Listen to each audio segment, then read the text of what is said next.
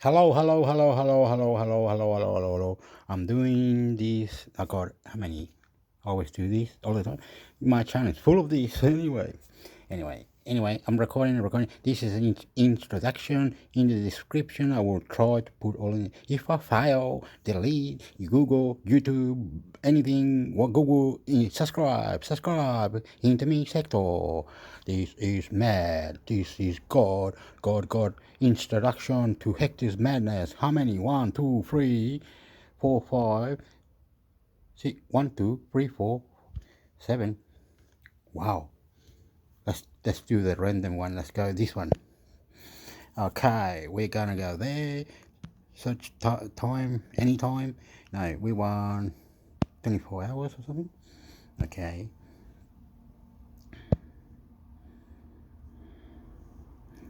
Um,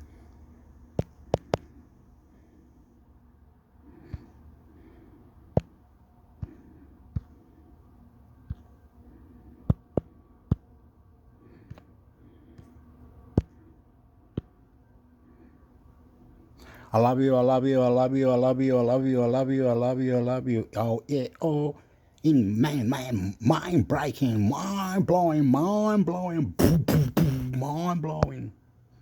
Intermix sector. Subscribe. Scotland deny much improved Bok women in WXV for rugby.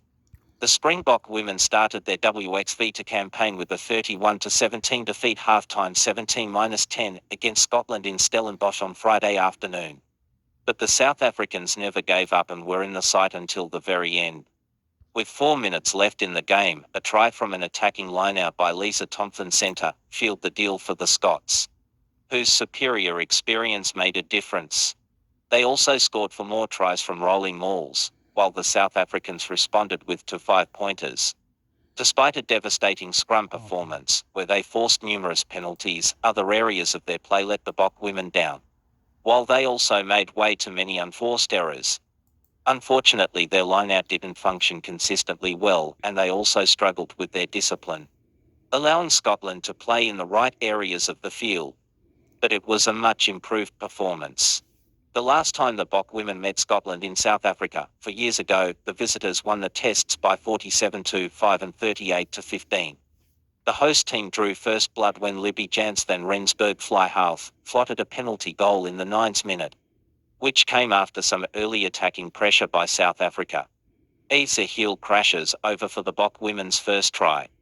Scotland defended well, and when they started finding gaps in the Bok women's defensive line, the visitors started gaining in confidence. Their first try, from a maul by Evie Gallagher No. 8, came as a direct result of a sublime midfield break around the edge of a ruck by scrum halves Myrie McDonald.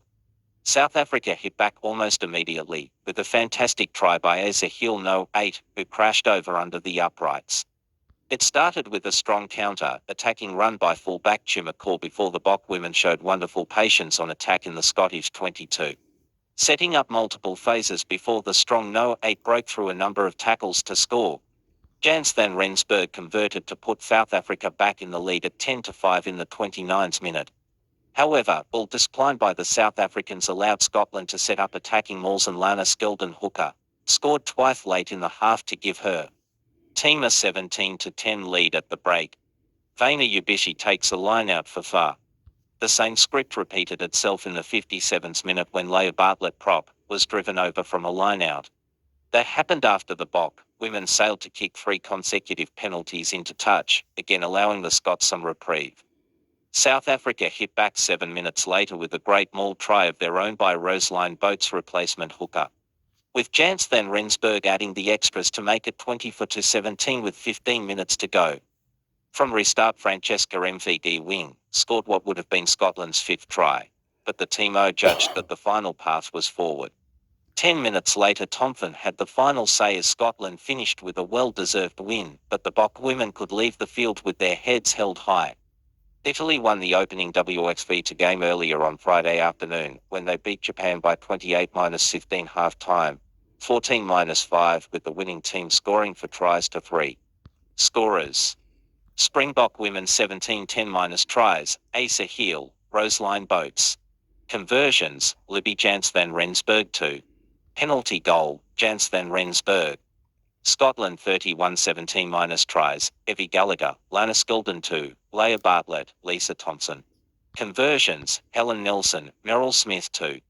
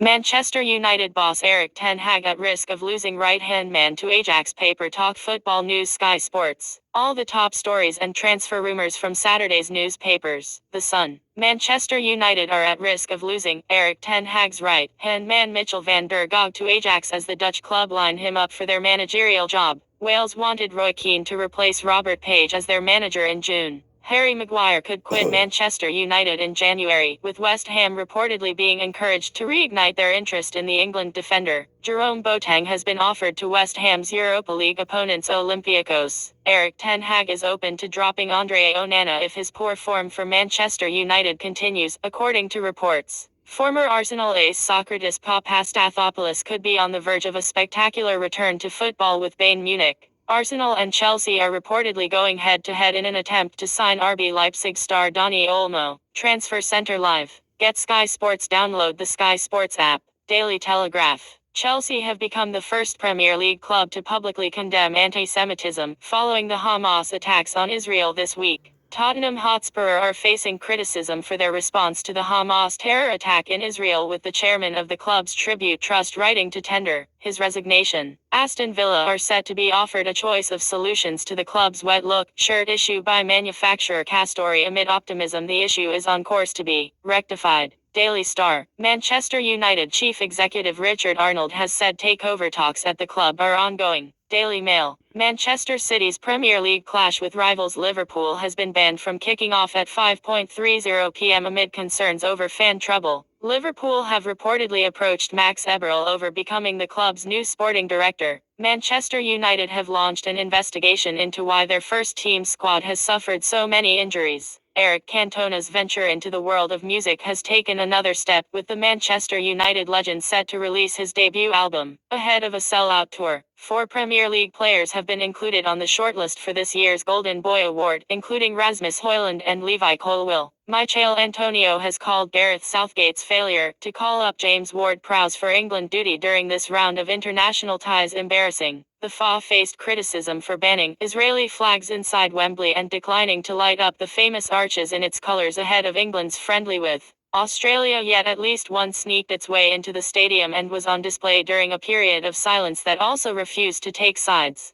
Manchester City are reportedly prepared to offer a whopping £13 a year deal to Toni Kroos as the German international will be out of contract at Real Madrid next summer. Cristiano Ronaldo has topped the world's highest-paid footballer list in 2023 with an estimated earning of £214 according to Forbes. Daily Mirror. Sources close to Sheikh Jassim's camp insist nothing has changed, despite reports that Manchester United's board will hold a meeting next week that could see Sir Jim Ratcliffe's offer to buy a share in the club approved. Richard Arnold has been criticized by Manchester United fans online after his attempts to talk up the club's clear long-term strategy amid their current poor form. Muslim and Arab players across football, cricket and rugby have held a summit meeting over the Israel-Hamas war. Former Arsenal striker Folarin Balogun has indicated his summer move to Monaco came because of what people higher up wanted to do, having held productive conversations with manager Mikel Arteta before his exit. A UEFA insider has confirmed referee Serdar Agozabuyuk made a key mistake by not signaling for offside when Scott McTominay's goal against Spain was controversially disallowed.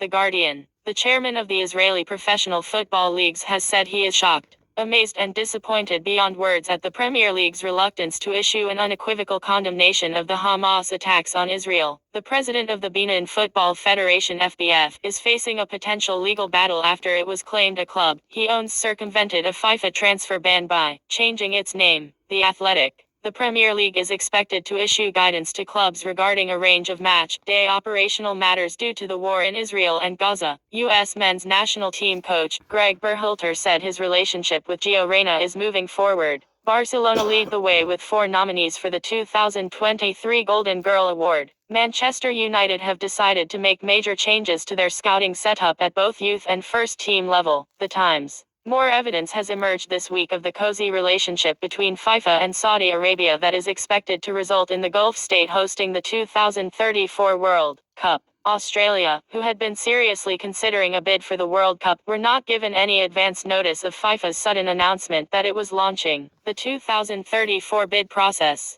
The proposed takeover of Reading by the businessman William Storey could be a tricky one for the EFL to approve given that his energy drinks company, Rich Energy, which once sponsored the Formula One team Haas, went into liquidation. Ben Stokes appears ready to play his first match of the World Cup after coming through an extensive training session at the Arun Jaitley Stadium in Delhi, before England's group game against Afghanistan on Sunday. The Diamond League event in London in July led to UK athletics suffering substantial losses of several hundreds of thousands of pounds, deepening the financial crisis at the National Federation. Daily Express. Arsenal and Liverpool are set to go head-to-head to sign Wolves star Pedro Neto in the January transfer window, but the Reds may have an advantage in the race as they look to find a successor for their talisman Mohamed Salah. Evening Standard. Armando Broja has returned to Chelsea's training ground after a brief spell with the Albanian national team. Daily Record. Felipe Clement wants a long-term commitment from Rangers if he is to agree to become the next Ibrox boss after seeing the Light Blues board pull the trigger early on Giovanni van Bronckhorst and Michael Beale. The 2 remaining runners in the race to become Rangers manager Philippe Clement and Kevin Muscat hope to find out this weekend which of them will replace Michael Beale. Brilliant Ben Doak gave the watching Steve Clark food for thought as Scotland U21s lit a fuse under their Euro qualifying campaign with a 3-1 win over Hungary. Scottish Sun. Nicholas Raskin has reaffirmed his dream of one day leaving Ibrox to play in the Premier League. Israeli football pundit Avishai Sela has declared Liel Abada's time at Celtic finished amid rising tensions in the Gaza region.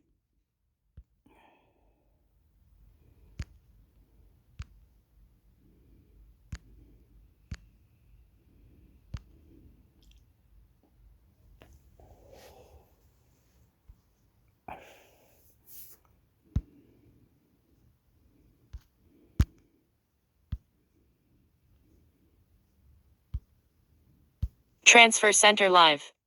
Dan Burn extends Newcastle contract until 2025. Transfer Center News. Sky Sports. City free transfer move for Cruz. Manchester City are willing to pay Real Madrid midfielder Toni Kroos £13 m a year, according to reports in Spain. Kroos' contract expires next summer and Pep Guardiola is reportedly ready to double the 33-year-old's wages to bring him to the Etihad. Who is Chelsea's World Cup record breaker? Kendry Pez is a name you will likely hear a lot over the coming years. So who is Thechel Sewanderkit, who has lit up the latest round of CONMEBOL World Cup qualifiers? I like building things. How Hayes is evolving Chelsea's squad again. Emma Hayes is once again evolving Herschel Sesquad as they aim for a 5th successive WSL title, offering an insight into how the continual process works. Scoring sensation Boniface all goals and assists in 2023/24 so far. Victor Boniface has started the season magnificently for Bayer Leverkusen. Watch all of his goals and assists this season so far. Gunners, Reds in Neto battle. Arsenal and Liverpool are set to go head-to-head to sign Wolves star Pedro Neto in the January transfer window, report The Daily Express. However, the Reds may have an advantage in the race as they look to find a successor for their talisman Mohamed Salah. Neto, 23, has scored 1 goal and provided 5 assists in 8 games so far this term. He has made 99 Premier League appearances for the club since joining from Braga in 2019. Llorente, leaving Atletico would take incredible offer. Twitter, due to your consent preferences, you're not able to view this. Open privacy options. Maguire, I'm not going to sit at Man and play once a month.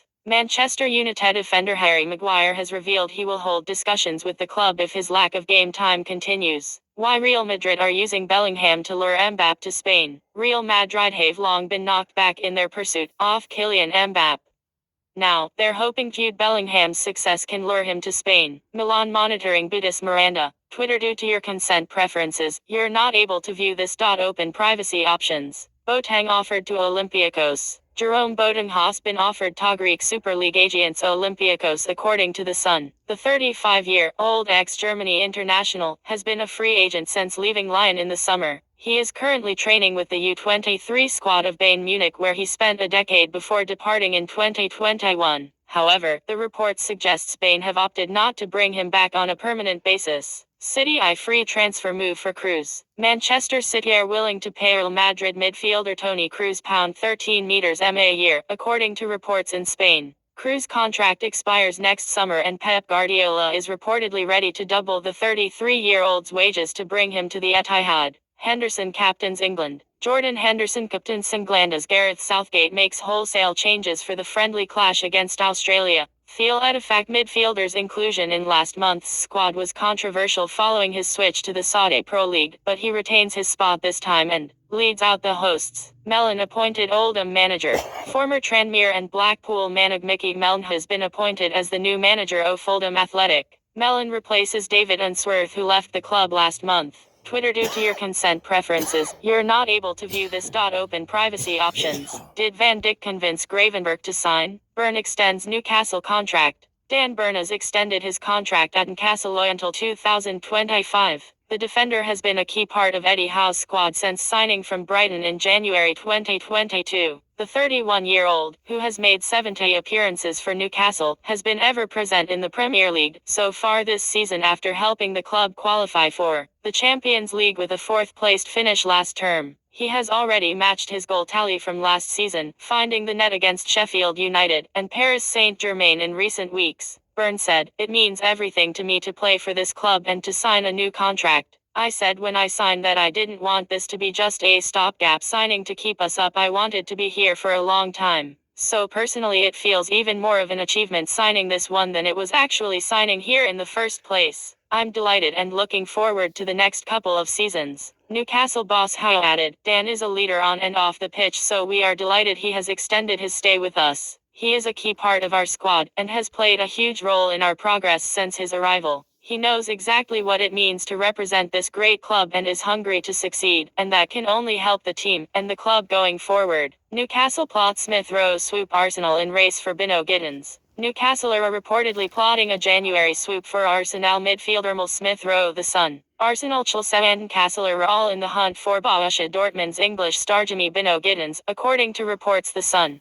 Chris Hutton has not given up hope one day and Kashaw switching his allegiance to Ghana despite the Arsenal star being in line for Hissan Glanba against Australia. The Sun. Bain set to offer Phillips escape route from Man City. Calvin Phillips could be offered a shock escape route from Man City b Bayern Munich, according to The Sun. The German champions are understood to be monitoring Phillips' situation and could make a move either in January or next summer. The midfielder has started only 2 Premier League games since joining City at the start of last season and was overlooked to replace suspended Rodri in recent games, with Pep Guardiola choosing 18-year-old Rico Lewis ahead of Phillips. Speaking last month, Guardiola said, "We talked with Calvin and the club with the chance to maybe go on loan, because he did not have a lot of minutes, but he decided, no, I want to stay. Man at keen on he." Manchester United are keeping tabs on Crystal Palace defender Mark Pye ahead of a potential summer move, according to the South London Press. United are said to be keen on the 23-year-old and could look to make a move to bring the centre back to Old Trafford. England international he has made 91 appearances for the Eagles since signing from Chelsea in July 2021. He penned a 5-year deal at Selhurst Park which expires in 2026. Any potential exit for he would surpass the club record, £50 fee Palace received from United for academy graduate Aaron Wan-Bissaka in 2019. Anfield Road stand delayed again. The completion of Liverpool's Anfield Road stand redevelopment has been delayed again, with the upper tier set to remain closed until the new year. Liverpool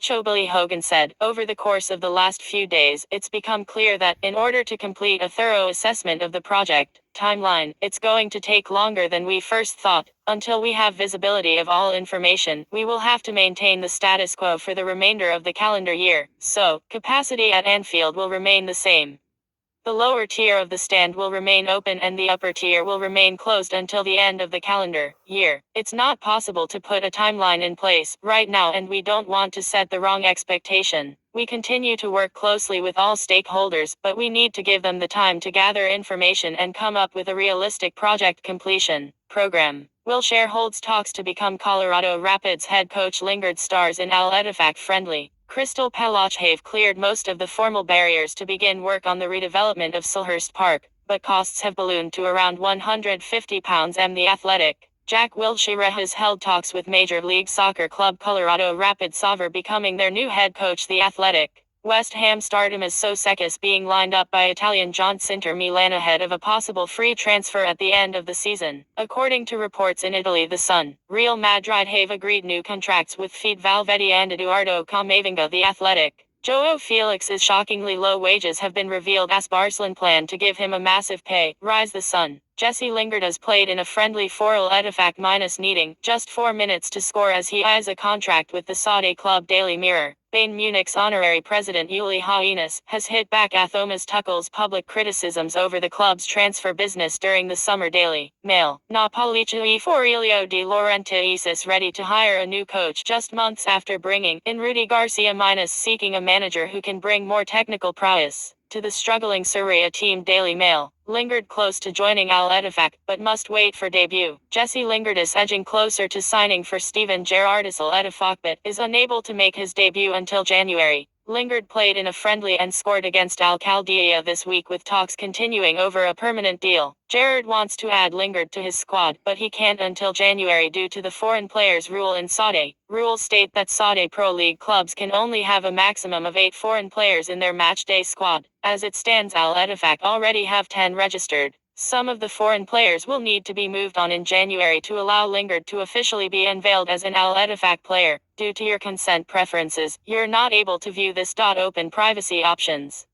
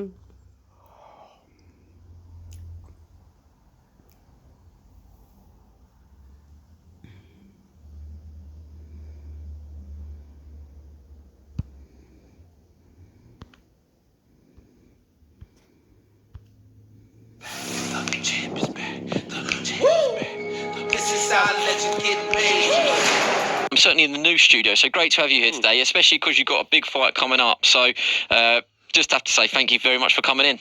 Thanks for having me. It's a nice new studio. I've been in, came to the old one, so it's nice to be invited back and have a look around the new gaff. Yes, well, we're settling into it. I have to give a little bit of a disclaimer, actually. I'm half tired, Barry, because last night we went to the Boxing Writers Club 70th annual dinner, and I just want to make it just a real public thank you to all the fighters that came, some of the world champions that were there, including you, Barry. Got a great reception of the year and best young box. Yeah, my old manager was there, Billy Ed, because you don't compute it as being scared, but in reality that's what it is. You're nervous and anxious about everything going to the ring, but good fighters know how to harness that, and you feel yourself full of confidence. You make that fear of losing or fear of whatever it may be, and you turn it around, and it makes you more steely focused. So when things like that happen, you have to use that and as a motivation to get angry, but to contain it in a positive. That's the word, though, isn't it? Contain. Well, yeah. Contain it, use it, harness it. That keeping your shape and keeping your focus and concentration and all those sort of things are so important. Athletic ability, power, skill, even are all things that we see in the ring. But that temperament is what sets you apart. And especially in their weight, that temperament, and for someone like Fabio, who is athletic, does have power, has good movement, all things like that. In this sort of fight, and it's a really good fight on paper, that temperament is what's going to win you and lose you the fight, ultimately. I wonder, actually, that's the first time I've thought of it, like, you just used a little throwaway phrase there. I just wonder, it's such a good fight. I suppose there's a little bit of a weighing up process. That probably should be an Ipswich fight against David Adelaide, with a mad atmosphere of your fans and his fans coming up.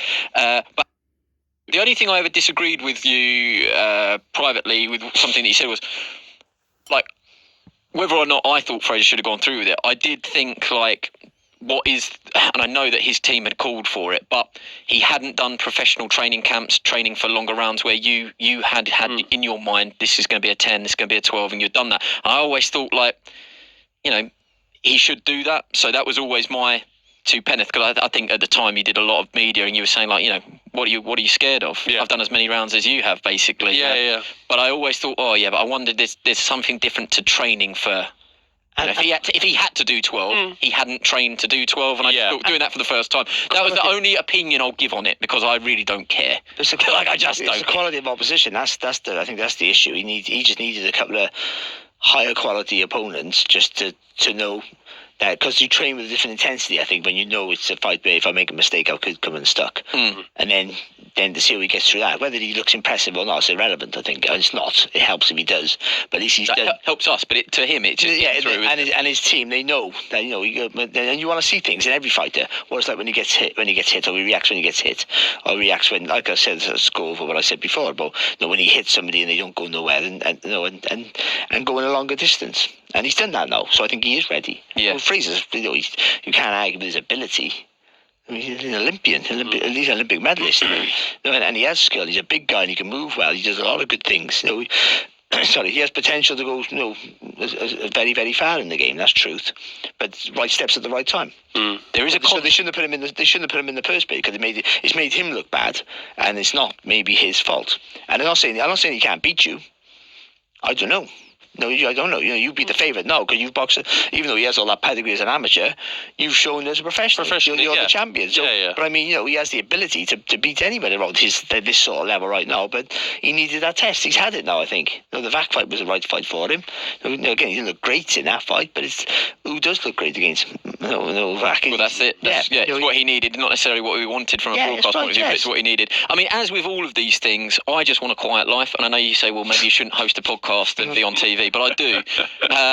But those of you that have been on social media today, you will have seen that Fraser Clark has been under the knife and had an operation.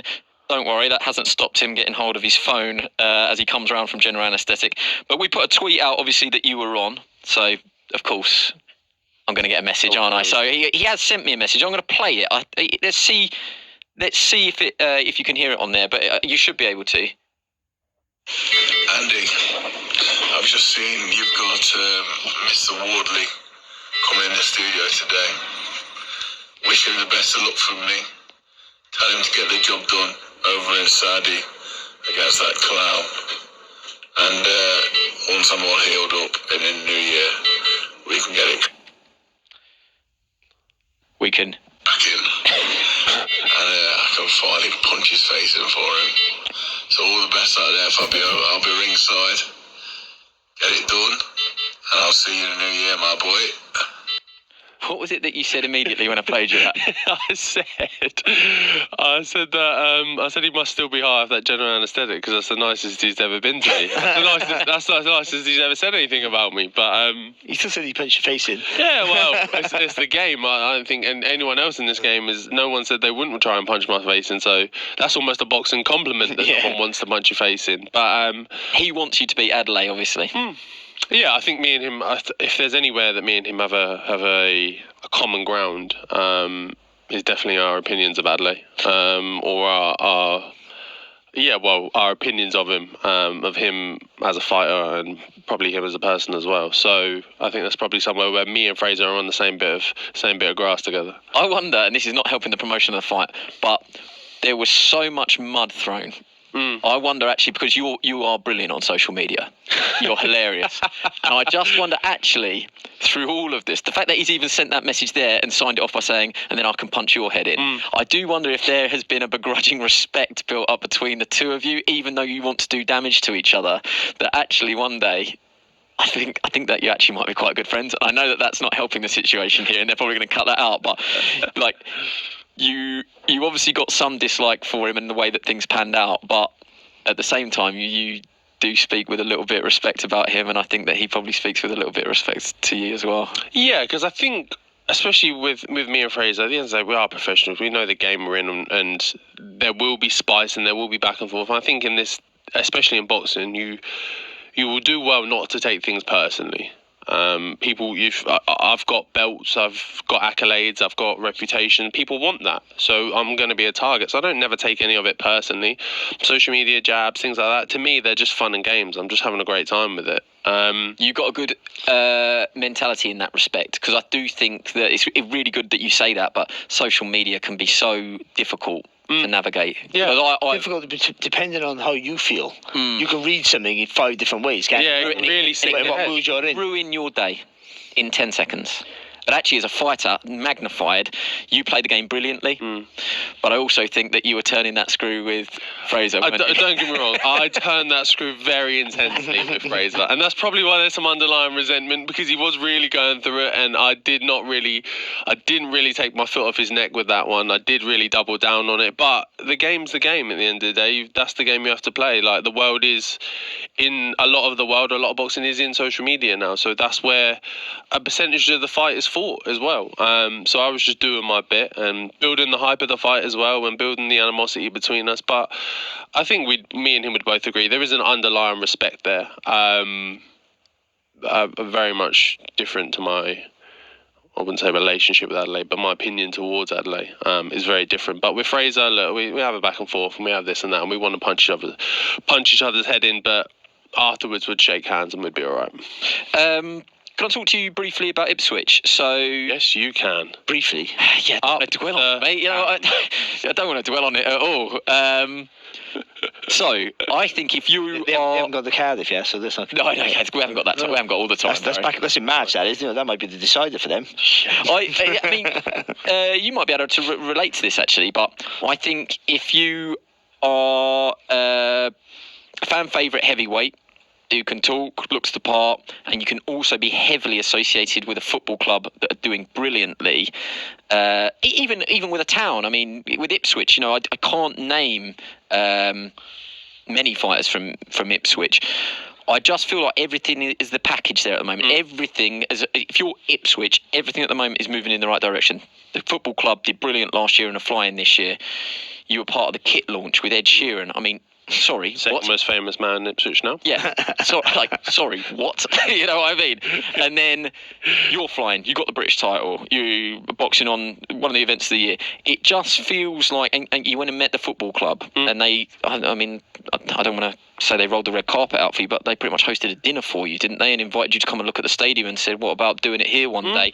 It feels like things are moving in the right direction for you to do, because that is one thing you haven't got at the moment. And that pandemic had something to do with that. You had to go to Gibraltar. You had the hangover from the pandemic and stuff like that. And then they wanted you on big cards, quite rightly, because you're a big asset to wherever you box. But you haven't done that big homecoming. No, not yet. And Ipswich Town is the place for it, but you need the right fight at the right time. There's also that mix of it being a big enough fight, because obviously it's a stadium fight, need a lot of people, need to fill it. You want the atmosphere. I know Ipswich Town will show up for whenever I fight at home, but I want it to be the right fight as well, to the right dance partner that's going to make it promotion. Kick off and go, this is the spectacle it should be. Give it the respect it's due, almost. But the club itself are massively behind that. I was at the game on Saturday, and numerous people were asking me, when are you going to fight it? When are you going to fight it? When we can put it together. When can we do it? When do we do it? And I'm like, I'm getting there. We're working towards it. But it's been a massive help, a massive boost to have the club behind me. Obviously, it helps that they're doing so well at the moment. They were last season. They've carried on doing great this season as well. So. Like you say, Ipswich itself is just flying. We're flying a few different flags, and we're flying them really high. We're doing well. So I'm proud to be a part of it. Like I say, when I fight, I support ITFC, so I have them on my shorts. You'll see the badge on the night, and you'll see ITFC on the front of my waistband and everything. So they support me, and I support them. And it's more like it's funny because it's literally like a friendship. Like, it's just, I'm going to the game, I'm catching up with my mates, and I'm seeing all the directors and all the people that run the behind the scenes there, and they all know my career like inside out, and they're going, so you had this back and forth for that person, and when are you going to do this here then, or what can we do to help you with this? And they're just so the chairman on board. saying to you, what about that Fraser Clark person? You know what I mean? I promise you. Is that where we are with it? I do wonder, like, it's a lazy comparison perhaps, but there are parallels with Bournemouth and Chris Billham-Smith most recently, just because Bournemouth went from strength to strength, got the Premier League status, and then Chris Billham-Smith came through, and then, it fitted to do it there, and it was the perfect venue for a world title fight, and for him to do it under the stars of Vitality. We're steps behind, but I do feel like, and this is where I'm gassing you up a little bit here, but we're talking about world title fights at Premier League football ground, but you do feel like Ipswich, perhaps the destiny at the moment is Premier League status. You do feel like your face fits there, and you've got a lovely warmth and relationship. I do wonder, like, if it feels like it could happen, like that story could repeat with you. Am I? No, it definitely. Have I not had enough morning coffee after a night? No, it definitely does. It definitely does, because, like you say, we're both on such an upward trajectory that it seems like we're going to meet at this perfect point of. I've got this really big fight coming up, and either they've just been promoted or they're now in the Premier League or however else, and those things will marry up perfectly, and that beautiful coming together of Ipswich and the support of the area and the fans, and it'll all just be one big crescendo, and everything will be lovely. So it looks like it's moving that way. As long as I keep doing my thing, and obviously the club keeps doing their thing, like they look like they are, and we can definitely move towards that. And for a heavyweight, any other fan, Warrington was only ever going to fill Ellen Road when he boxed Lee Selby for the world title. I was a fan of Cardiff City, so I had 1927 on my shorts and the Cardiff colours. That's the time we won the FA Cup. But that was it. I didn't have a massive sign, but that was it. That was enough for me. But you always want to box in your club. I never did that. Joe Cordina's Cardiff, but he wants to box in that has to be the next one for him. Anyone like Lee Wood wants to box in Forest. Forest, they're desperate for it, but they need a world title. But as a heavyweight, you don't need. It's slightly different. It would be better. I've got a little cheat code, to just be in, because people do obviously enjoy watching the big people fellas. Levitate towards big guys. That's fine, but what I mean is, if Ipswich get promoted in that summer break. Next year, if you continue to be successful, then that's a British defence or a European title fight. That would still be packed out. We have different, with the right dance partner, of course. Exactly. Which might be Fraser Clark. That's the thing. But we have a different landscape to America here, and one of the things that I've always noticed is when American fight setups come over, so like PBC came over with Errol Spence, and that they just couldn't believe that we were doing Bramall Lane and it was going to be a big deal. Like the head were falling off. And I just think, like, it's different here, and people might be listening to this and say, how can you say that to Fabio Wardley, where at the moment he's British champion? How can you're absolutely ridiculous to be talking about things like this. But my experience is that things move quickly. They snowball quickly. Yeah, they snowball, and we are different here with football clubs, especially Premier League ones, fan association, and it can go quickly. If I was just as a matter of fact to say, what do you think your ceiling is? Because I bet your Actually, no, I don't bet you. I was going to say, like, I wonder if your ceiling, what you think your ceiling has changed down as we've moved on. But maybe you always thought that you would get to this. It sort of contradicts what I said earlier. But what do you think your ceiling is now?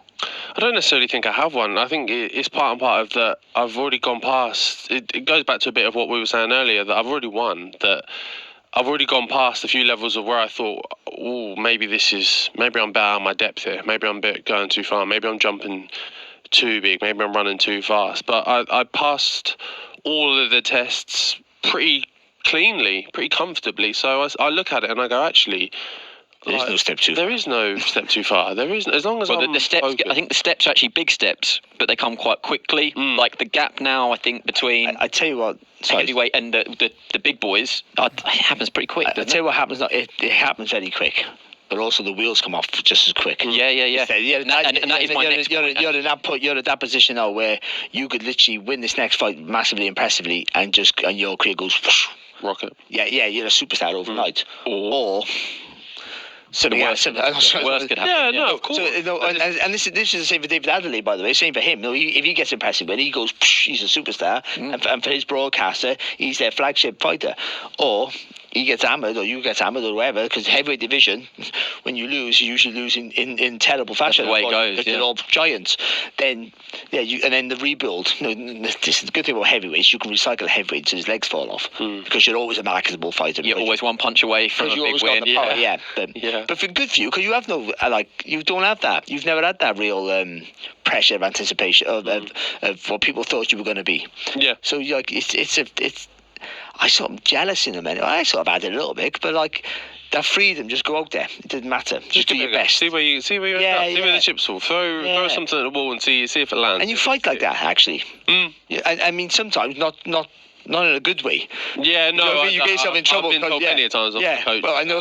Yeah, I know. But that's the beauty of you. That's what makes you a good fighter. It makes you exciting, because when you're hurt, not quite like Lee Wood, but actually you haven't been massively hurt, but when you have been hit, you do your best work. Ironically, the funny one. It's definitely a trait we need to kind of steer away from. But that's not in your weight. You can't take big shots, but that's an instinct you can't teach. No, definitely. That's not something you learn being a boxer. You learn to get control of your emotions when punches are thrown at you. It's like that fight or flight. You can't teach that. That's human nature. So it's not reacting to getting hit. It's just your natural reaction. Reaction of a punch thrown at you. You can learn that from a young age. When you start late, it's always a problem, because your natural reaction is to go up and away, where you've got to go down and in.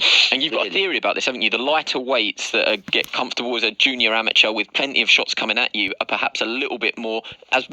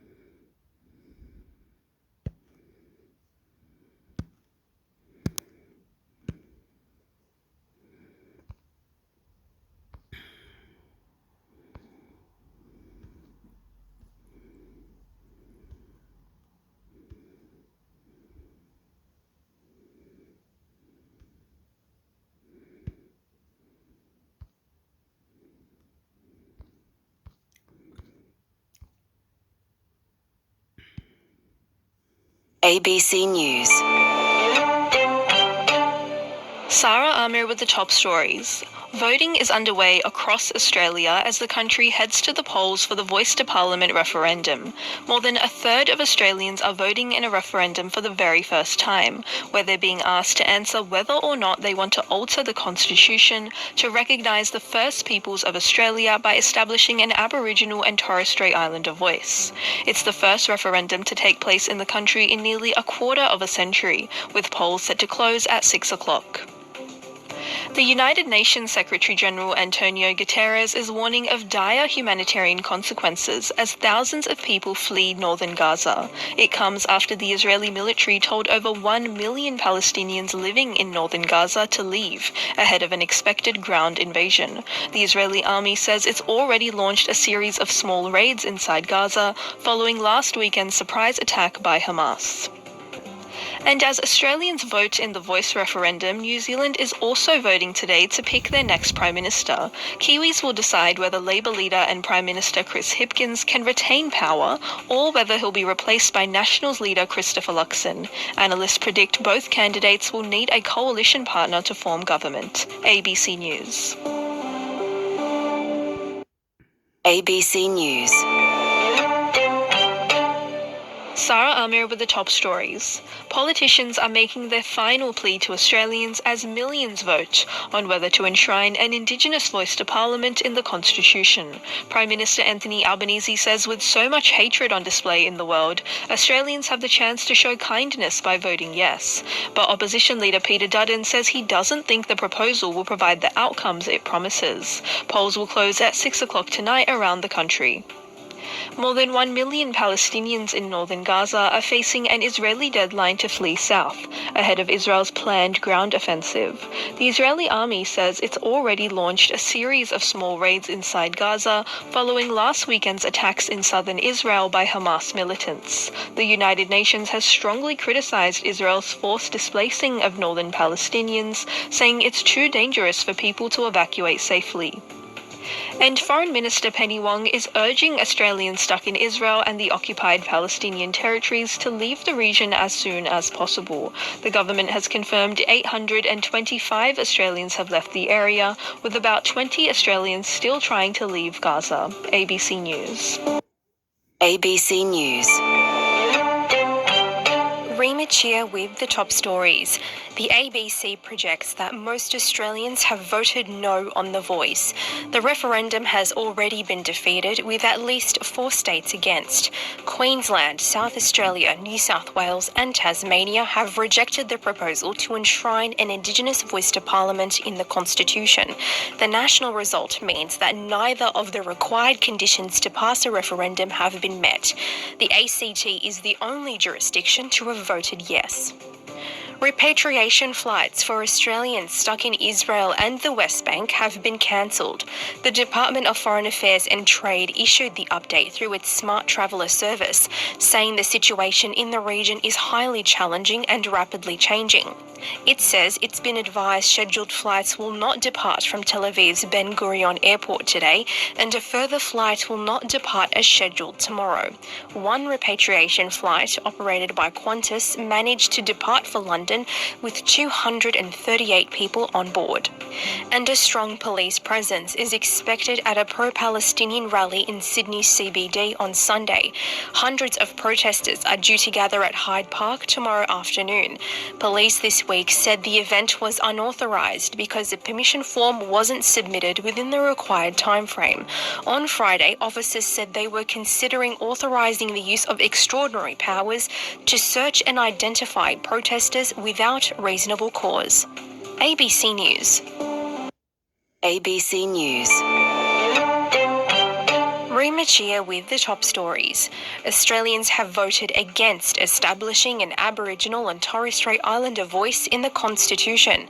The voice has been rejected by voters in all Australian states, and the ABC projects the voice has been defeated in Western Australia. The ACT was the only jurisdiction to vote yes. The Israeli military says any use of the border crossing between Egypt and the Gaza Strip will be in coordination with Israel. The comments follow news from the World Health Organization that a plane with crucial medical aid has landed in northern Egypt near the Rafah crossing. US officials say they've been working with Egypt, Israel and Qatar to facilitate access, but that it's unclear if Hamas will allow people to make it to Rafah. Israel has placed Gaza under a strict siege following Hamas's deadly attack last week, with power, food, water and medicine cut off. And New Zealand Prime Minister Chris Hipkins has conceded defeat in the country's election. New Zealand opposition leader Christopher Luxon says his National Party is on course to form the next government with coalition partner ACT New Zealand. Labor has seen support collapse, with several cabinet ministers now likely to lose their seats. Mr Hipkins praised his government's achievements over the past 6 years. ABC News.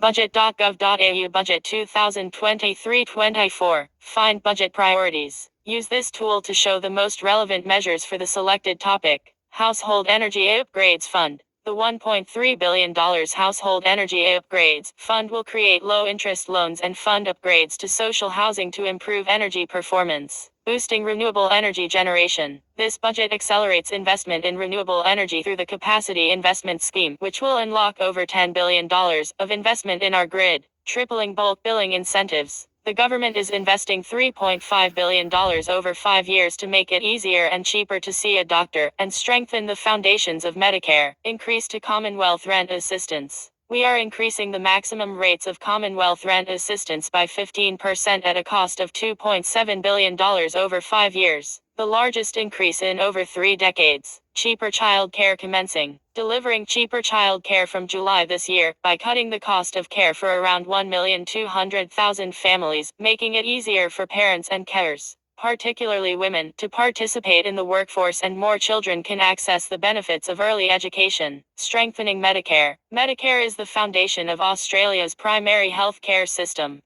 In this budget, the government is investing $5.7 billion over 5 years from 2022-23 to strengthen Medicare and make it cheaper and easier to see a doctor, better protecting our environment. In addition to establishing an independent agency, Environment Protection Australia, to enforce Commonwealth environment laws. Government will also establish Environment Information Australia to improve transparency and decision-making. National Reconstruction Fund. The government has committed $15 billion to the National Reconstruction Fund, one of the largest investments in manufacturing in Australia's history. This will support our regions and help create secure, well-paying jobs.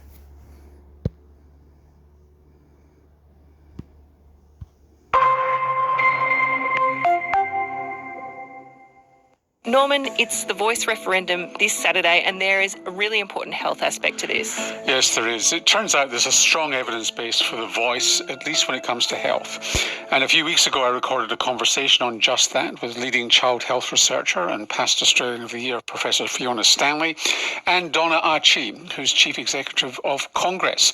That's a long-standing and very large community-controlled Aboriginal health service in Central Australia. It got a big response from you, the audience. So in this week of the referendum, we've decided to replay it in a slightly edited form. Well, welcome to you both. Thank you for joining us. I'm on Gadigal land. Donna, where are you speaking from? I'm on beautiful central Arundel land in Alice Springs. And Fiona? I'm on Wurundjeri country. I'd just like to acknowledge that I'm often on Noongar Butcher in Western Australia. Donna, when we were chatting about this conversation we're going to have today, the first thing you said to me is you're sick of being consulted. What did you mean by that? Well, I think we've got a really good example in the Northern Territory whereby it's not good enough now to be constantly consulted and spoken to, but our voice is not heard. The need for the voice is really about establishing genuine, substantive and continued representation of the First Peoples in the policy-making process. And we know, too, from our own experience, that if you give us a voice, we will make a positive change.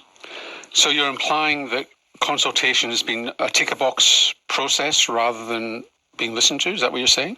Exactly. Too much consultation, too much talking. Aboriginal people have been saying for a long time what they need. What we need is a national structure that is enshrined in the Constitution so that it can be protected from becoming a plaything of party politics and being able to be dismissed at the whim of government. Now, before I come to Fiona, you argue that the Northern Territory at the moment, in fact, is a case study that shows a voice-like mechanism can be successful and show results. Yes, there was a key turning point in the 1990s with the establishment of a strong Aboriginal leadership body in the Northern Territory. And we'd long advocated for a forum that would give us a voice, not just at the local community level through our Aboriginal community-controlled health services, but also at the table where big decisions on health were made. And we finally won this argument, and the Northern Territory Aboriginal Health Forum was established. in 1998. And it's a place where the Aboriginal health sector and government... My God, it just wouldn't stop, eh? What a fuckwit that was. It's horrible that was. Fucking dogs, mate. Fucking dogs, mate. It wouldn't stop, eh? I even killed it. It still fucking kept going, that fuckwit. That's a fuckwit type of fucking thing, mate.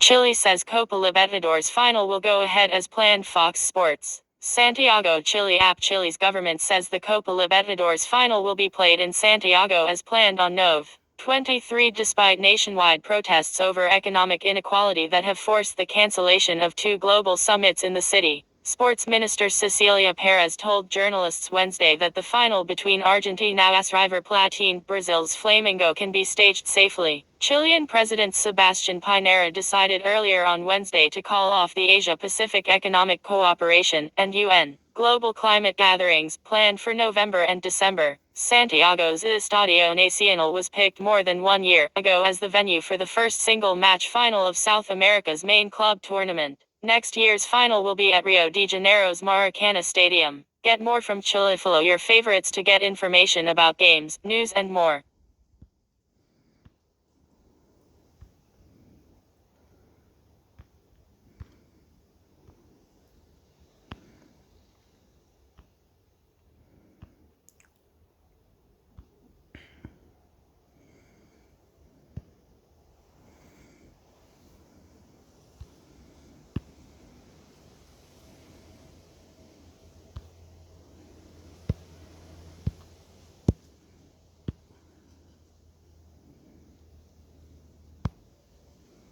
For Azamenti, the 2026 World Cup cycle starts now. Fox Sports. The 2026 World Cup cycle technically began for the United States' national team back in March, when most of the squad that reached the round of 16 of last year's World Cup reconvened for the first time since Qatar 2022. The 2 CONCACAF Nations League group games that month, the finals in June, which the U.S. won by beating North American rivals, Canada and Mexico, plus a Gold Cup contested mostly by reserves later in the summer, have all happened since. Yet, funnily, Saturday's comparatively inconsequential friendly against Uzbekistan in St. Louis 5:30 p.m. still feels like the real beginning of the journey toward the next World Cup, one that will of course be co-hosted on American soil. There's an obvious reason, with it being Greg's first camp back, U.S. defender Tom Riem told Fox Sports in a phone interview earlier this week. It does feel like the start of the cycle. He was talking about Greg Berhalter, of course, Thuzamenti's 2022 World Cup coach, who was rehired in June, but didn't officially retake the reins until Sunday, when the 24 players he summoned for Saturday's exhibition, and another versus Oman Tuesday 8:30 p.m. in St. Paul, Minnesota, began trickling into camp. Berhalter's 8-month hiatus wasn't voluntary.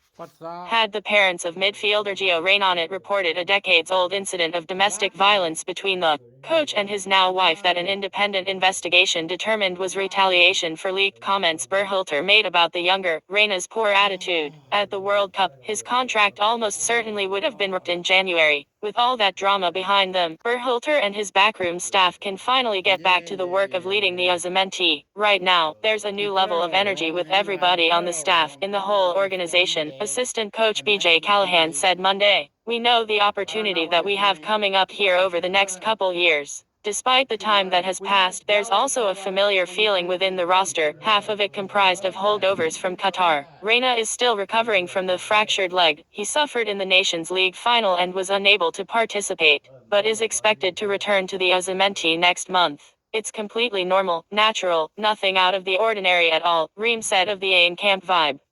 Just business as usual. Because Ream was speaking before some players who had club games on Sunday arrived in Missouri, Berhalter had yet to address the entire team as a whole, but the 35-year-old defender wasn't expecting much different there, either. I don't think anybody has thought about having a sit-down, heart-to-heart meeting that rehushes everything, Ream said of the post-World Cup flare-up. We're looking to move on. St. Louis is a fitting place to start. The city has long been regarded as the birthplace of American soccer, besides boasting dozens of National Soccer Hall of Famers, almost half the starting lineup of the U.S. team that famously stunned England at the 1950 World Cup hailed from a St. Louis neighborhood known as The Hill. Ream became the latest native son to play in soccer's marquee event last year, joining the likes of Brad Davis 2014, and Mike Sorber 1994, and Steve Trichu 1990. Davis, Sorber and Trichu were among 16 local Osimhen alums welcomed by Berhalter and his players following Tuesday's training session. Across the street from City Park, the gleaming downtown home of St. Louis' brand new MLS club and the site of Saturday's contest. After playing at his first World Cup at 35, he turns 36 next month. Some wondered if Ream would want to continue his international career, or if he'd even have the opportunity to with younger options like a Chris Richardson, others steadily climbing the center-back depth chart. But it's clear that Ream is still considered a key leader on the field and inside the U.S. locker room. The captain of Fulham in England's Premier League, he's also still performing every week in the most competitive domestic circuit there is. Ream is hoping to stick around long enough to participate in the next World Cup, but admits the more immediate goal is to keep his starting spot at least through next summer's Copa America, which will also be staged in the US. That's a realistic aim for the steady veteran. He just exudes this, calmness, Osimhen goalkeeper Matern said of Ream.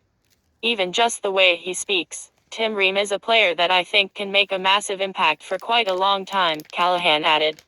We look forward to that. They're looking forward to plenty more starting this weekend, with the new World Cup cycle for the Osimhen now indisputably underway. Doug McIntyre is a soccer writer for Fox Sports. Before joining Fox Sports in 2021, he was a staff writer with ESPN and Yahoo Sports, and he has covered United States men's and women's national teams at multiple FIFA World Cups. Follow him on Twitter at @McIntyre. FIFA World Cup Men Trending. View more. Get more from FIFA Men's World Cup. Follow your favorites to get information about games, news and more.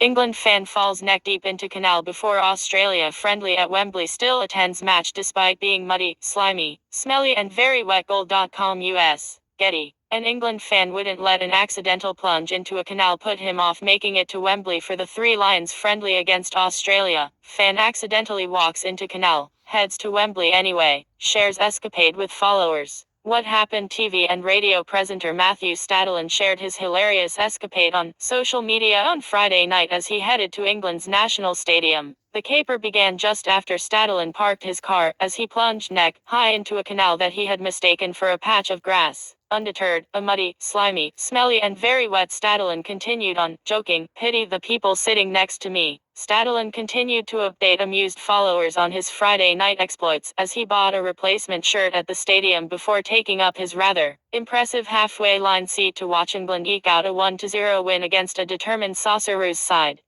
"Just a bit chilly and smelly," posted on X. The bigger picture, it seems that Stadlen made the innocent error of mistaking the green film of algae that often covers London's canals for an area of grass. What next for Stadlen? The match won't live long in the memory of May England fans, but Stadlen will certainly remember it forever. He signed off with one last update that he had made it home and was off for a wash. Editor's picks.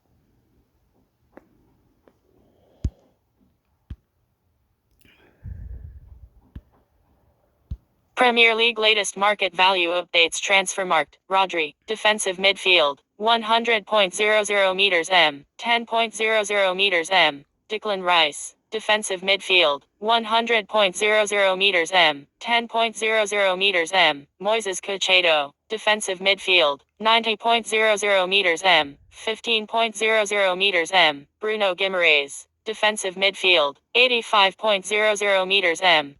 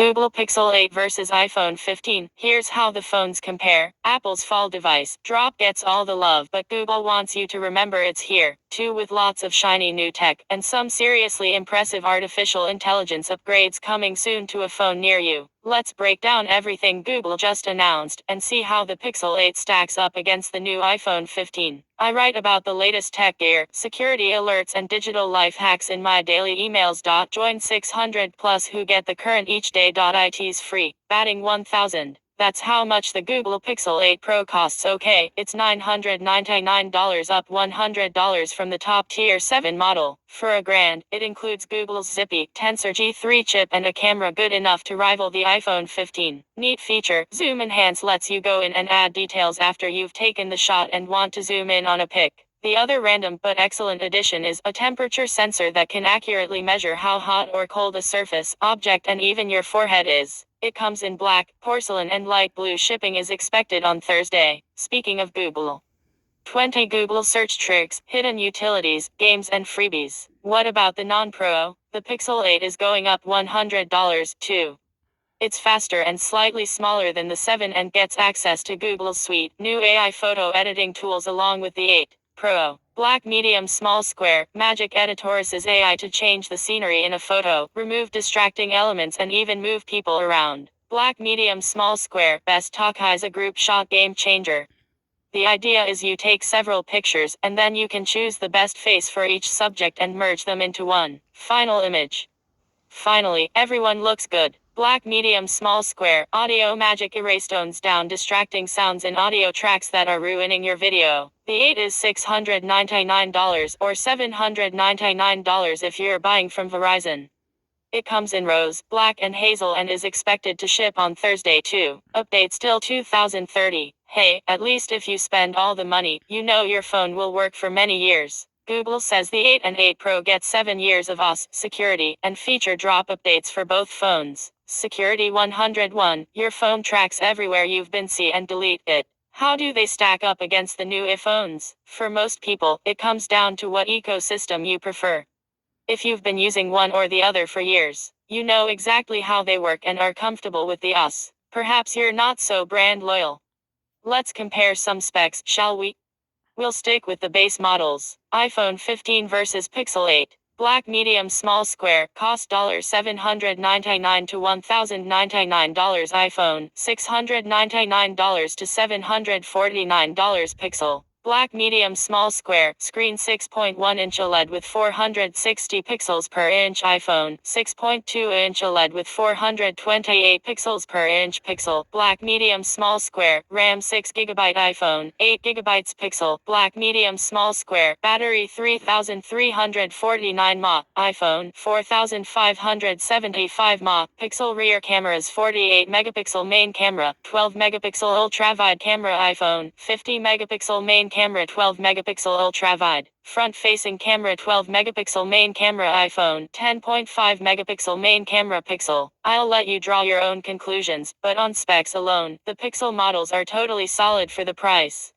And yes, I say that as an iPhone devotee. Beyond the phones, here's what else Google is working on. More battery life, better sensors. The Pixel Watch 2 looks like the original, but the inside's got a significant upgrade. The improved Qualcomm Snapdragon W5 processor means up to 24 hours of battery life, even with the always-on display enabled. It's outfitted with new skin, temperature and electrodermal activity sensors to tell how stressed you are, along with additional heart rate sensors for more accurate readings and automatic workout tracking. You're looking at $349.99 for the GPS version or $399.99 for LTE. Pick from silver and blue, silver and white, gold and hazel, or all black. Can you hear me, buds? The Pixel Buds are Google's answer to the AirPods. The upgraded Buds Pro get light, blue and porcelain options to match the new phones, along with audio upgrades for fuller and clearer sound. They're $199.99. Assistant gets smarter. It wouldn't be 2023 if there weren't some AI talk. Google Assistant is getting a Bard AI upgrade in the coming months. It'll connect with your Google apps, like Gmail, Drive and Calendar to plan trips, caption pictures, make lists and find that dinner reservation you forgot about. Keep your techno going. My popular podcast is called Kim Commando Today. It's a solid 30 minutes of tech news, tips, and callers with tech questions like you from all over the country. Search for it wherever you get your podcasts. For your convenience, hit the link below for a recent episode. Podcast pick 75-year-old Van Dweller, free Amazon movie ticks and viral airplane meltdowns. Plus, heading back to the office? Here's what to know about bosses tracking you. I chat with caller Sharon from Oregon about finding good animation software for her grandson.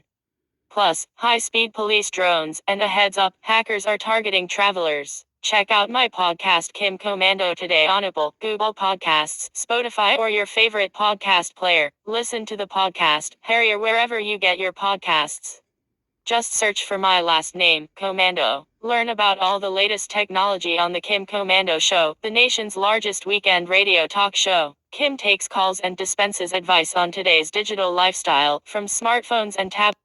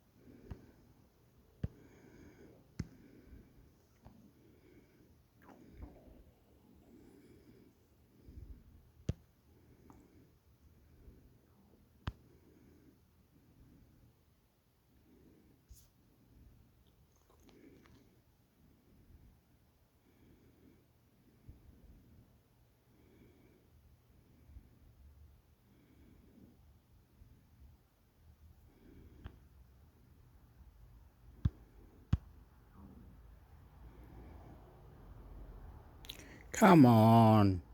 Hey, it's Kim Commando Today, your daily podcast to keep you up to date with all things digital and beyond. And I'd love to have you be a part of our podcast. You can make an appointment to speak with me.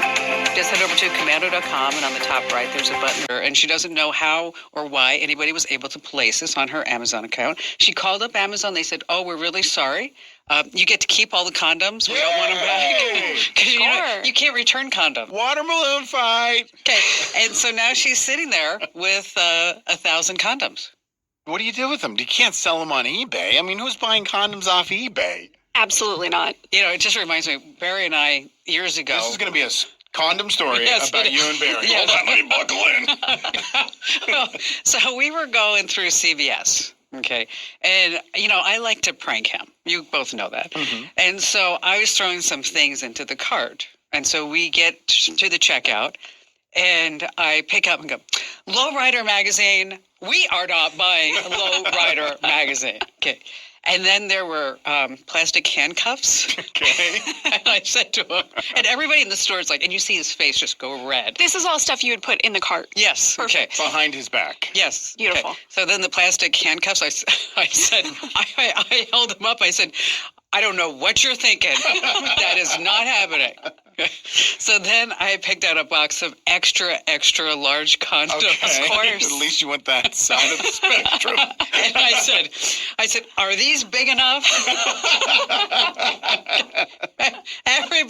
He still will never forget that story. All right, coming up, Allie, you're going to talk about maps. Is that right? Map history? I sure am. I'm going to tell you, if you want to go somewhere and you don't want your maps or somebody else to see where you went, there you go. And Andrew, what do you have coming up as a tip? Entertainment. Colorbond.com/value. Colorbond Steel. Oh, I was like, oh, that hurts my heart. High Why five, did you Andrew. do that? All right, so here's the deal. You get the podcast. What that means is that you need to get the newsletters, the free newsletters, okay? Does a newsletter need a password? No. No. I'm in. Just your email address. That's it. And we're not going to sell, lease, distribute your email address to anybody ever. Okay, so right now we have about 600,000 emails that we send out every single We will. Good one, Allie. Just saying. I mean, we let you in that you can actually say, unless I hit play, then I get to see the videos. On Instagram, you can set sensitive content. On TikTok, you can put it in restricted mode. And then on YouTube, you can also have sensitive settings as well. What is interesting to me is that Israel has pretty much required that anybody under the age of 18 remove all social media. Wow. Because they say that the images are just too horrific. So if you're listening or watching, and if you maybe want to set this for your kids or whatever it may be, or for yourself, we have all the steps over at commando.com. Okay, now, moving on to you, Segue Entertainment. Ooh. Yes. What a professional segue. Did you notice that? Barely. Okay. I was looking for a movie with my kids the other night. And normally if I want to find a movie, because, I have all the streaming devices. Everything. Hulu, by my neighbor, and everything else. I used an app called Just Watch. Love that. Love it. And you put in the name, and it tells, and you can tell it everything that you have, what you use to stream, and it'll tell you if you can get it for free or not. But then I was like, what if I don't know the name of the movie? If I have a vague idea of what it's about? I actually found a website where you can either put in what you think the movie's about or a movie you'd like to see. I'd love to see a romantic comedy with Jim Carrey that was from the 90s. And the AI will take that and it will get you a list of results. It's called moviewiser.com. Oh, nice. And you get a list of results. It gives you a user rating. It also ranks them out how close it is to what you actually typed in the prompt. And then when you click on it, it tells you where it streams. It tells you where you can rent it. It tells you where you can buy it. So have you used it to find a movie? Yeah, we wanted to find a family movie to watch, and we ended up watching Super Mario Brothers. Oh. Love it. So it was a family movie, that's for kids, whatever, cartoon, whatever we ended up putting in the prompt. I'm going to try that. I could go for a Halloween movie that's a little spooky but not gory. Yeah. I'll try it. You absolutely will get results. What is that movie? I was trying to Hocus Pocus. No, not that one. The one that everybody's watching, I think on Netflix, and they say it is the scariest movie they've ever seen. I can't help scary you. Movies. No. No. I get me scared neither. at trailers during football games for movies. I'm like, I'm muted and I'm an adult. Yeah, I'm not a scary movie gal. Oh, I don't want to see it. I was thinking I want to avoid it. Yes, exactly. All right, so what do you got, Al? All right, there might be some reasons you want to go somewhere and you don't want your Maps app to keep track of it. I'm not judging your life, your neighbor, your Huluing, anything that you're doing. And honestly, in some cases, it's because you don't want it to keep popping up a million times, right? Exactly. It's so annoying. Like, I've gone somewhere one time. Maybe it's like I'm meeting somebody from OfferUp to go buy something. Now that person's address is in my visited locations forever. And it's just like, no, I don't want to go there again. So you can change this. And essentially, you're going in incognito mode like you might do on your browser. So in Google Maps, you just click your little profile picture and there's something that says turn on incognito mode. So that means it doesn't get saved to your history, which can be, helpful for a lot of reasons.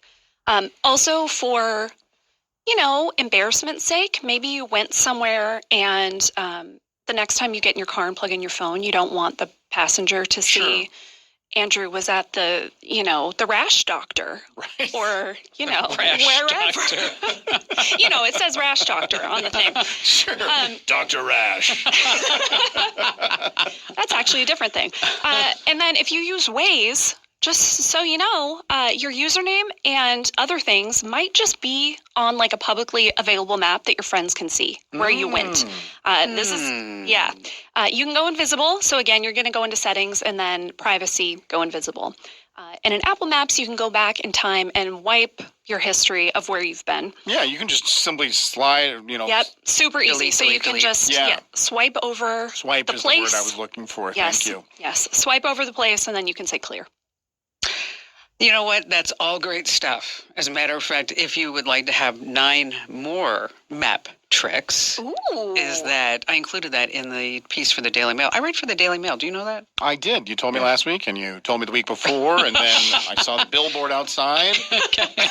It's just a massive website. Yeah, it's crazy. I check it 4 times a day. I love Daily Mail. Well, there's a story that they have coming out, and he's been holding it, my editor there, but it's about women that have like those fake dolls, reborn dolls. Have you seen those? Oh, what is this? Like a baby? Yes. Yes. We'll have to show you a picture. They are Creepy? incredibly realistic little silicone babies. Yeah, that's creepy. Some of them cost like $22,000. Holy buckets. Yes, a lot. All right. So anyway, I digress. But coming up, I'm going to be talking about the MGM cyber attack. Do you know how much they lost? Can I guess? Yes. $850. I know the answer, so I'm not going to guess. No, go ahead. You guess. As you say. You want me to just say Yes, how much they just lost? say. $100 million. $100 million. In one weekend. Well, it was really the whole month. Occupancy was down like 88% because nobody could book. Yes, that's true too. That is. So I'm going to be talking about that. And then you have a tech life upgrade, right, Em? I do. We're going to talk a little bit about like fitness and health tracking with tech, what matters, what doesn't, what you should ignore.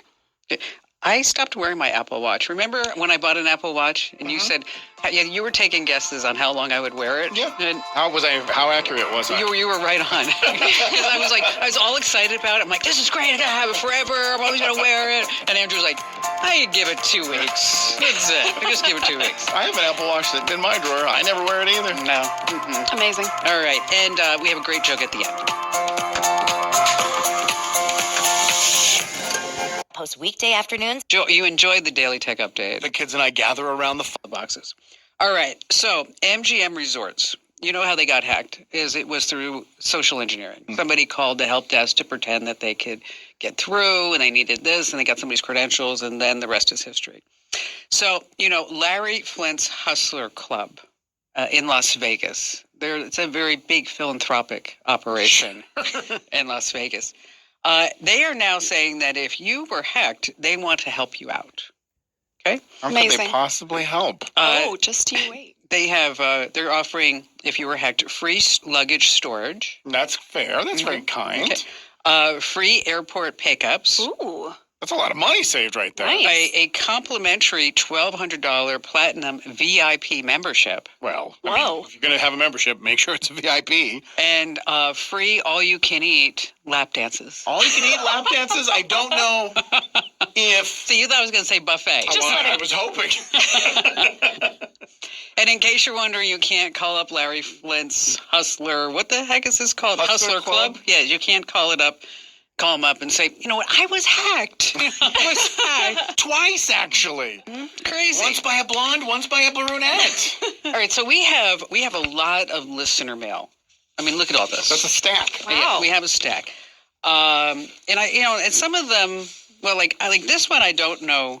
Here, Andrew, why don't you read this one? All right. You can read that one. That's a lot of words. You want me to read the whole thing here? Well, you can cut to the chase. Thanks for the tips on improving my smile for pictures. Back in the 4th grade, many years ago, we students were gathered in the school auditorium for pictures of each individual classroom. When we kids were all set, the photographer said, "Okay, everyone say prunes." All of my classmates got the joke and laughed, but I did not. And I obediently said, prunes. So in the official picture, everyone else is sporting great smiles while I have an expression on my face. That is so funny.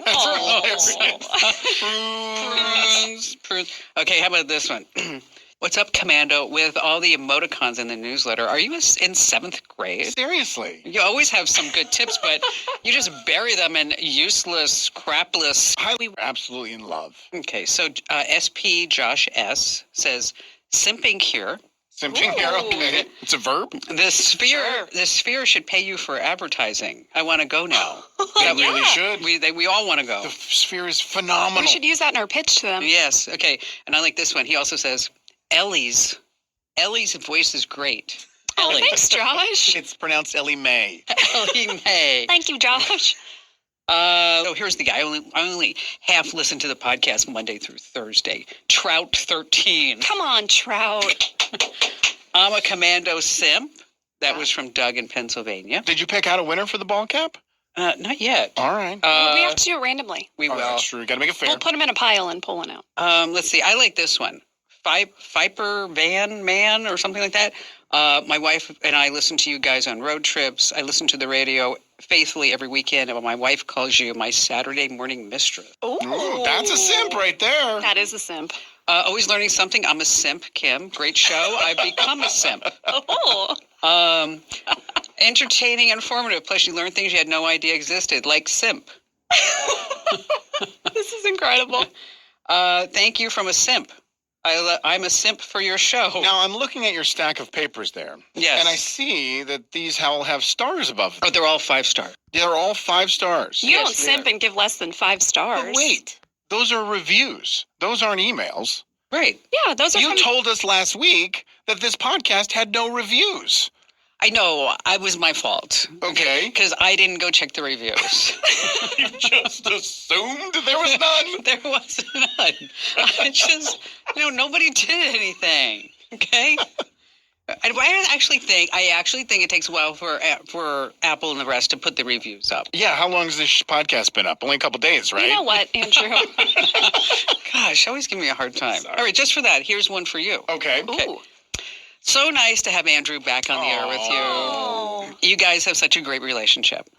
But I remember watching the show, and Andrew would always wear an Arizona Cardinals baseball cap. Narrator, he's wearing one right now. Wait, and shorts. He's wearing them right now. Is this still his man style? Now that he is a man with children, Scott in Augusta, Georgia. Augusta, Georgia. Yeah, of course. Why would I change? It's about comfort. No one can see us.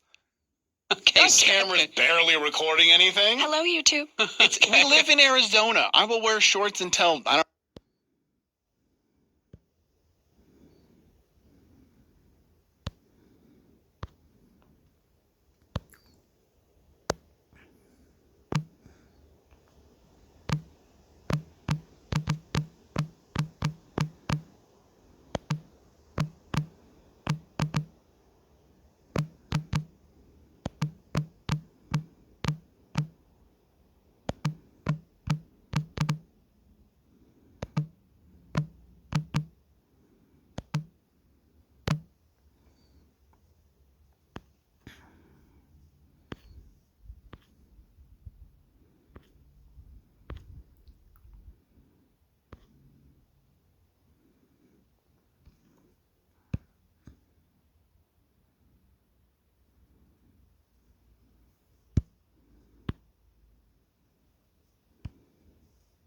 Make money with AI and ChatGPT. How to earn $1,000 a month. You may have heard about Jackson Greathouse Fall, who asked OpenAI's ChatGPT to give him instructions to turn $100 into as much money as possible.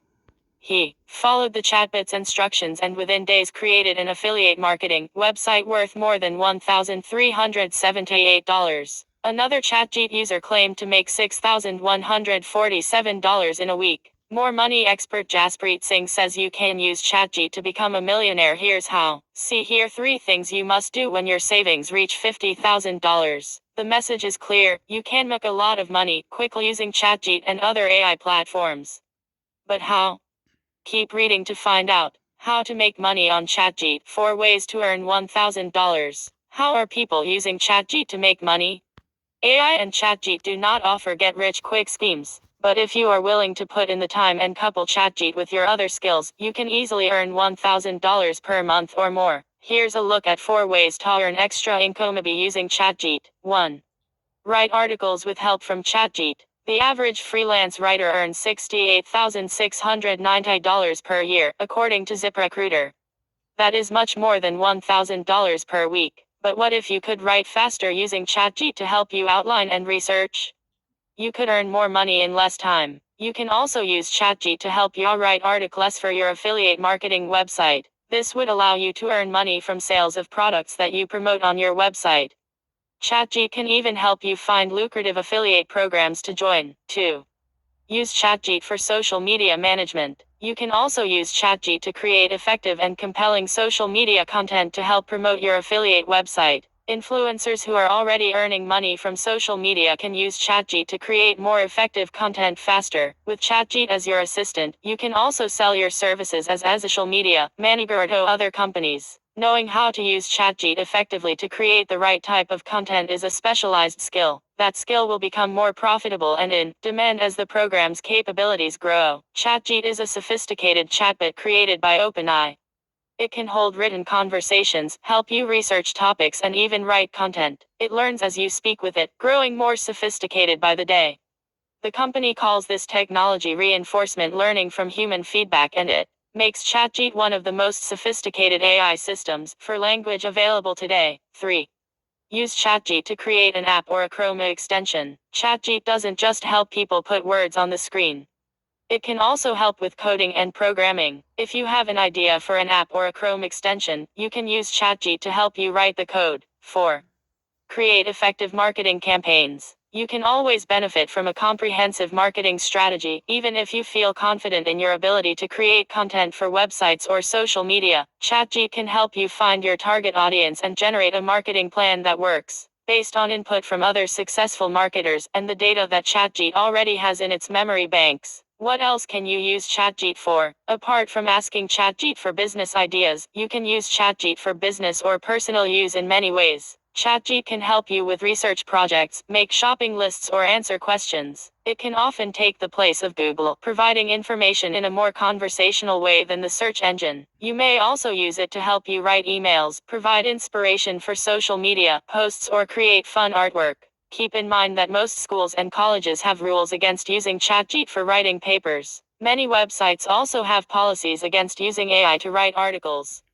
CNET recently had to post substantial corrections when human editors found errors in AI-generated content that was published on the website. AI, or artificial intelligence, uses natural language processing, machine learning, and other sophisticated computer algorithms to streamline tasks that previously had to be done by human beings. For instance, an AI can sift through vast amounts of data, recognize patterns, draw conclusions, share research, and more. AI can use these basic skills to hold conversations, create content, generate art, and learn so that it gets more human-like with each interaction. How to make money with AI. 4 ways to earn $1,000. Of course, ChatGPT is not the only AI platform out there. If you are wondering how to make money with AI, there are many other ways. 1. Use AI to build websites. You can use AI to build websites. You can then sell those sites or use them to generate income through affiliate marketing, Google AdWords, or subscriptions. Some examples of AI-based website builders include Wix, Site 123, and Webador. 2. Use Memcat to sell your memes. Did you know memes are big money? You can use the Memcat app to create and share your own memes and earn money. You can also earn money through the app by sharing memes with someone who hasn't downloaded the app or become a registered user. 3. Create your own chatbot. If you have experience in natural language programming and machine learning, you can develop a chatbot and sell it to companies. Earning money through AI this way is likely to take time and a college education, or at least several courses to show you how to program AI. 4. Use AI art generators. Just as ChatGPT can create written content and songs, AI art generators allow you to create visual art by entering specific parameters. Some examples of AI art generators include DALL-E, Deep Dream, and Neural Style. How can you make money with AI art?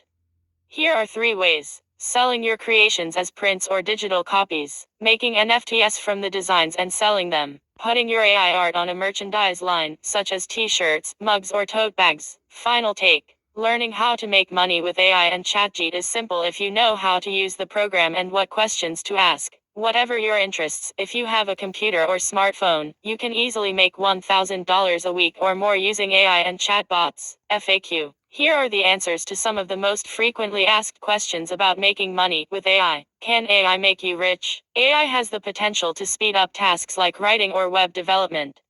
Right now, you're most likely to get rich from AI by programming AI systems. How much money can you make with AI? Users claim to make thousands of dollars per week using ChatGPT and other AI programs and apps. How much can you earn from Memcat? For each meme you create that gains approval, you can earn between 5 and 15 in or between 6 cents and 18 cents per meme. You can earn the most money on Memcat by becoming an OG creator, which means you make high quality, original memes consistently. How can you make money with a chatbot? You can use chatbots like ChatGPT to help you create a website or social media content, get ideas for successful businesses, and more. This article originally appeared on GoBankingGrits.com. Make money with AI and ChatGPT. How to earn $1,000 a month.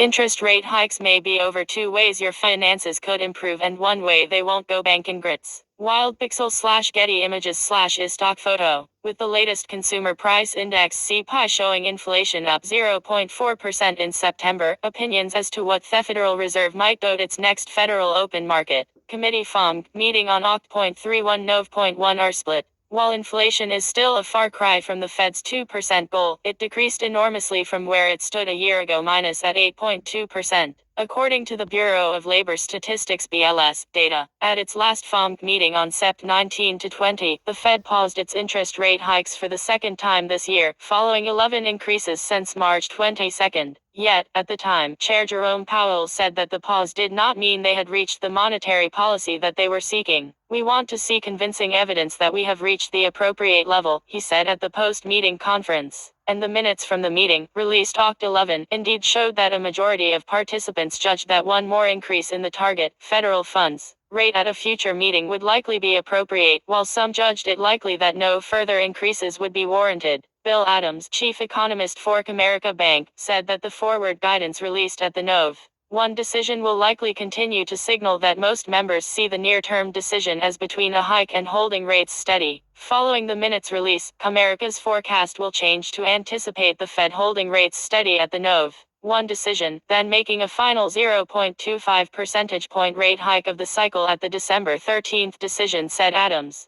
This is in recognition of the upside risks to inflation from the Israel-Hamas war, the Russia-Ukraine war, and the IAEA strike, which could reduce auto inventories and push vehicle prices back up if sustained. Yet, he added that either way, the Fed is likely to pivot to interest rate cuts in mid-2024 as core inflation, wage growth, housing prices and other broad measures of price pressures move closer to pre-pandemic levels. Other experts, such as Chris Zaccarelli, chief investment officer for Independent Advisor Alliance, believe it's a coin flip as to whether or not the Fed raises rates on Nov.1 for a number of reasons, including both the jobs number and the inflation data this week, both higher than expected, but also because the Fed is also worried about tightening too much. What does this mean for consumers? The numerous rate hikes have hit Americans on many fronts, as it means more expensive borrowing. So, credit cards, mortgages and loans have all been pricier. Mortgages. If rate hikes were to stop, it could ease pressure on the housing market. For example, home buyers have been left on the sidelines for many months due to a combination of inflation, low inventory and exploding rates. There is still no sigh of relief for home buyers. Mortgage rates are continuing to soar and home prices have reached record prices. This, coupled with low inventory, might still leave many buyers on the sidelines. Indeed, as of Oct. 12, the 30-year fixed-rate mortgage FRM averaged 7.57%, the highest level in 23 years, according to Freddie Mac. This was the 5th consecutive weekly increase, as ongoing market and geopolitical uncertainty continues to increase. In turn, the housing market remains fraught with significant affordability constraints, and as a result, purchase demand remains at a 3-decade low. Today's would-be buyers and homeowners continue to face challenges participating in the market due to both elevated mortgage rates and still high home prices, said Danielle Hale, Realtor.com chief economist. Hale noted that mortgage rates rose past 6% in September 2022 and have remained above that threshold since, marking the first stint of 6+% mortgage rates since the early 2000s. To put this latest figure in context, a year ago at this time week, ending Oct. 12, 2022, the 30-year FRM averaged 6.92%, and for the same time of the year in 2021, it averaged 3.05% and 2.81% in 2020, according to Freddie Mac data. Credit cards. If the interest rate hikes are over, that would be a huge relief for consumers, as credit rates are at their highest level in nearly 2 decades. As of Oct. 11, the average credit card interest rate was 21.10%, according to creditcards.com. With just 3 weeks to go until Federal Reserve officials announce their next interest rate decision, most lenders are opting to leave record-high APRs on brand-new cards in place, according to creditcards.com's latest weekly rate report. But with card APRs stalled at unprecedented highs, a growing number of borrowers are voicing concern about their payments. Not quite there yet. Yet, as Thomas Hogan, economist, American Institute for Economic Research, noted, financial markets show that investors believe the Fed is almost certain to raise interest rates in November or December, and according to him, the Fed is also likely to keep rates high through the middle of next year, rather than cutting in early 2024 as was previously expected. Americans are being squeezed by the combination of high prices and high interest rates, he said. They are paying higher interest on everyday purchases with credit cards and on larger purchases through home and auto loans. To make matters more burdensome for many consumers, most Americans have depleted any savings they earned during the pandemic recovery or held from the government's pandemic spending programs, he added. Americans need to borrow more, but they can't afford to, he said. One glimmer of silver lining. According to Hogan, the flip side is that for those who can afford to save, now is a good time. For decades, low interest rates have made it hard for retirees or anyone who wanted to put their money in safe, long-term investments like bonds, he said. Now, interest rates on U.S. Treasury bonds are at the highest in more than a decade, giving savers a safe, stable place to store their money. In addition, Michael Micheletti, Chief Communications Officer at Toonlock Technologies, noted that for consumers who may have benefited from these rising rates and seeking out higher interest rates for their deposits, those rates may be plateauing. The message there is that if you have cash on hand and are looking to secure a higher savings rate, such as with a CD, know that those rates probably won't be going any higher, at least for now, he said. More from Go Bank and Grits. 5 expensive renovations homeowners always regret. Which bank gives 6% interest on savings accounts? 3 things you must do when your savings reach $50,000. How many points will a credit builder raise my credit score?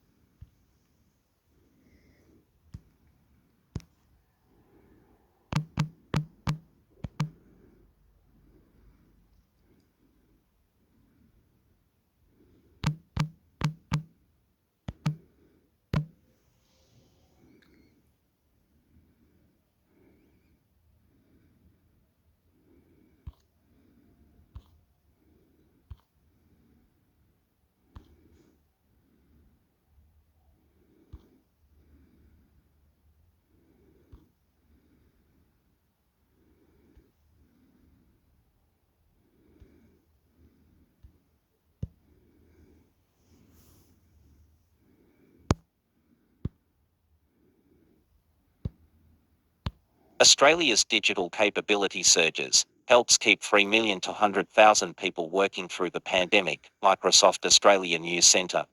Australian enterprise has overwhelmingly risen to the operational challenge posed by the pandemic, with new research showing that the transition to digital ways of working spared the economy from a much worse fate and kept 3 million to 100,000 people working, including 1,600,000 who might otherwise have been furloughed from their jobs with the introduction of social distancing rules. Says Chuddy.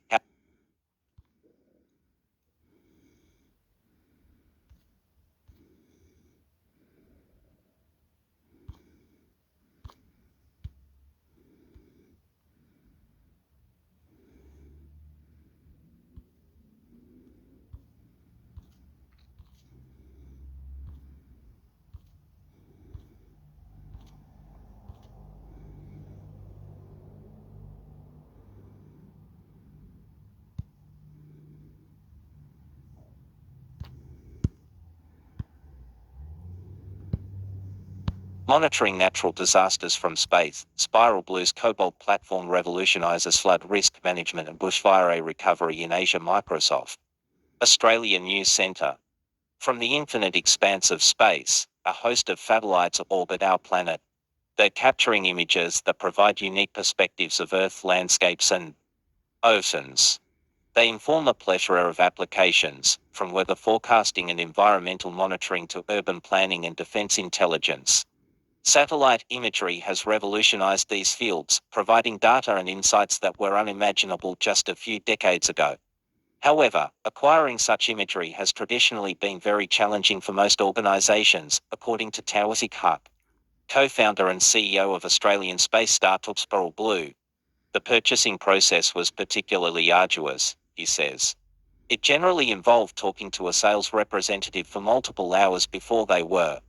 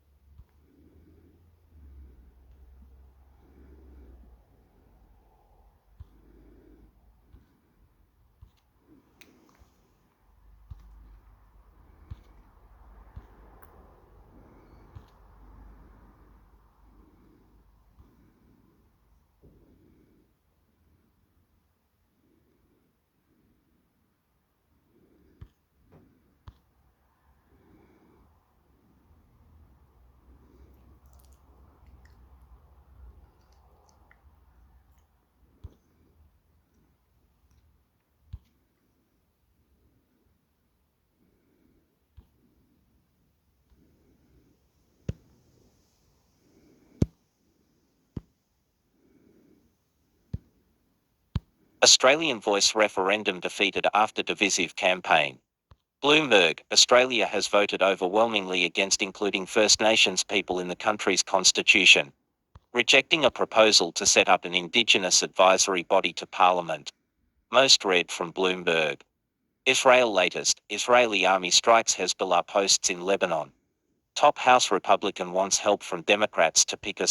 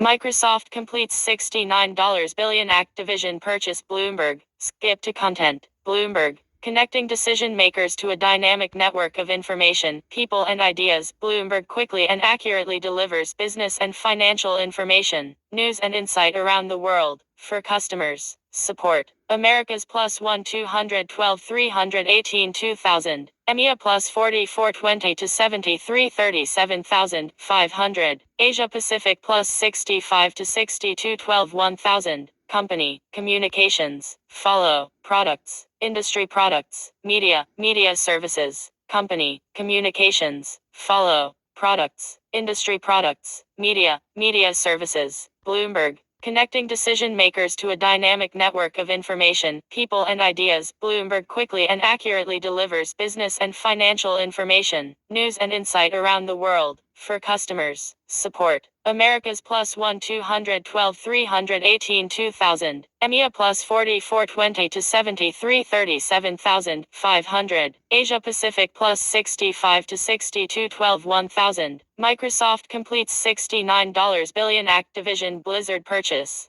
Largest ever video games deal closes after regulatory hurdles. Activision CEO Kotick to leave after 2023, companies say. Watch. Activision Blizzard CEO Bobby Kotick talks about the $69 billion deal with Microsoft. Source. Bloomberg.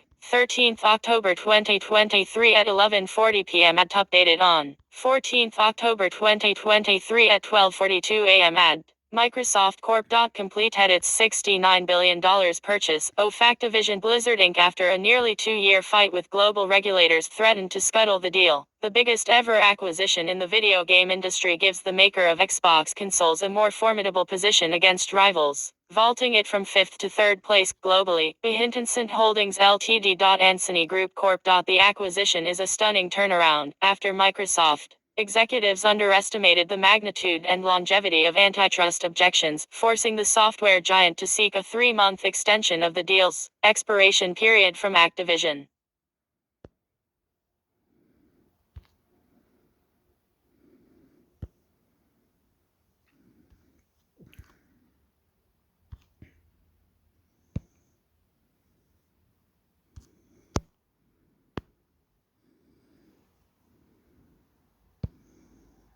Two hobbyists made one of this year's best video games. Chance of Senar. Bloomberg. Skip to content. Bloomberg. Connecting decision makers to a dynamic network of information, people and ideas. Bloomberg quickly and accurately delivers business and financial information, news.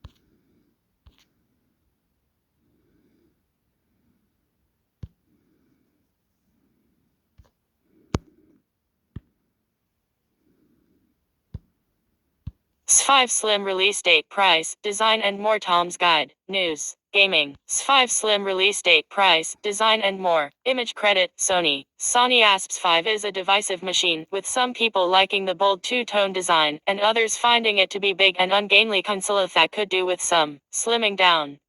Thankfully, that's now happening in the form of a new slimmer S5, though Sony isn't outright calling it the S5 Slim. Instead, as Sony explains in a blog post, the console will now be known simply as the new S5 despite being 18% lighter for the digital console and 24% lighter for the disk drive model.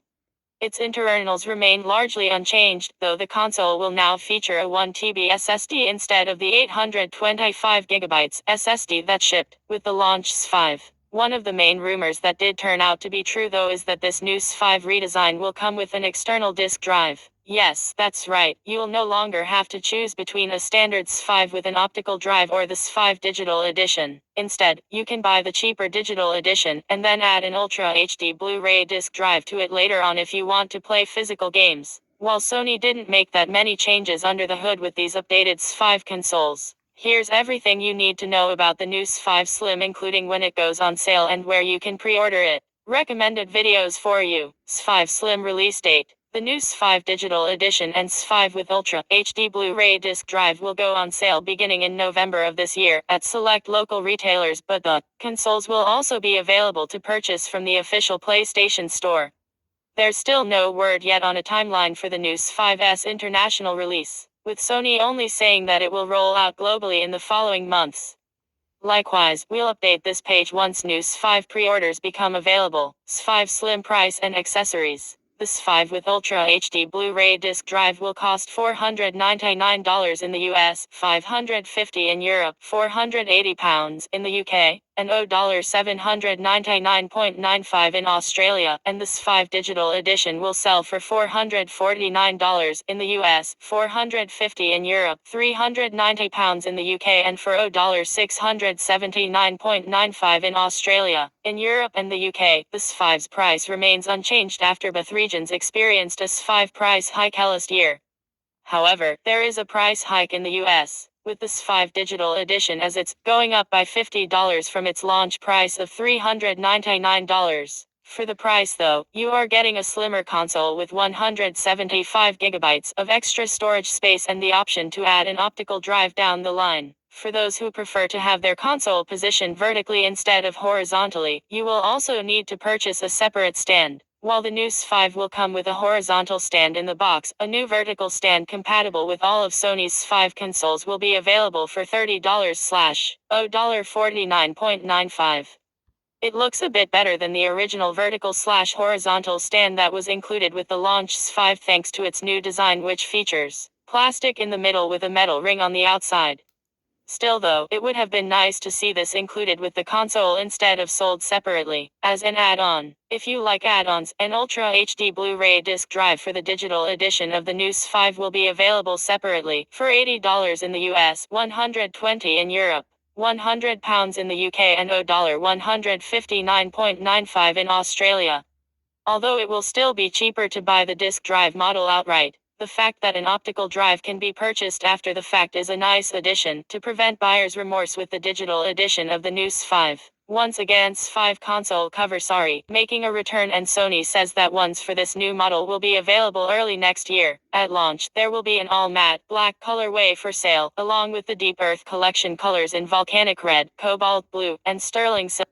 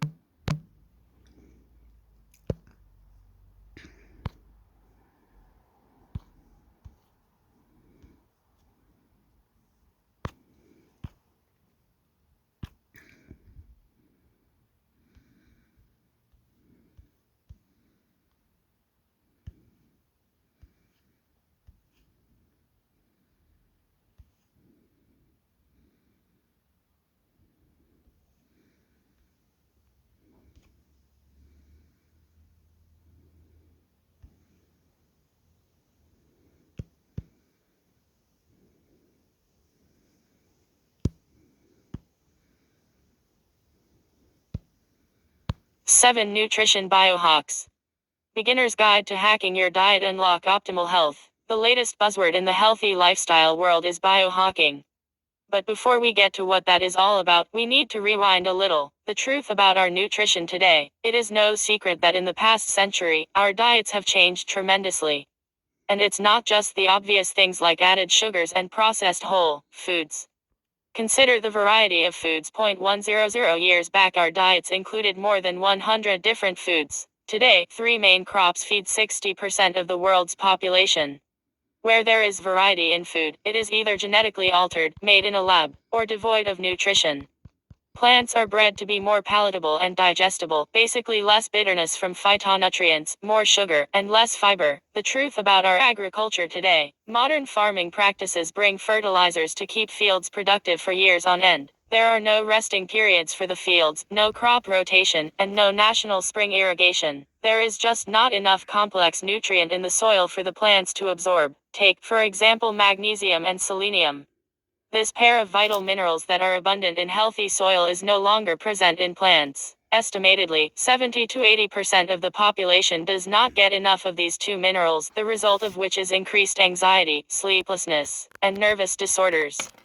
The list goes on. So where does biohacking come in? Nutrition experts are aware of how our food impacts our bodies in so many ways and are trying to understand how we can hack what is available to benefit our health. Biohacking is the term used to describe the dissemination of applied physiology, exercise, nutrition, and lifestyle change to improve your health and overall well-being. To clarify, biohackers reject the idea that the only way to avoid disease and lead a healthier life is to eat less, improving eating habits, and exercise more. What separates biohacking from the other self-improvement gurus is a system-thinking approach to their biology. It is not as simple as reducing the caloric intake. What you put into your body matters as much. Of course, this isn't something new or unheard of, so that's the thing. Biohacking or a biohacker diet are just sci-fi names given to a common principle. Putting a biohacking meal plan into practice makes the difference and separates biohackers from the rest of the followers of diets. So, how to start biohacking? Biohacking and its types. So, what is biohacking? And what are some biohacking examples? This is a diverse area, and there are types of biohacking, of which not all are related to nutrition.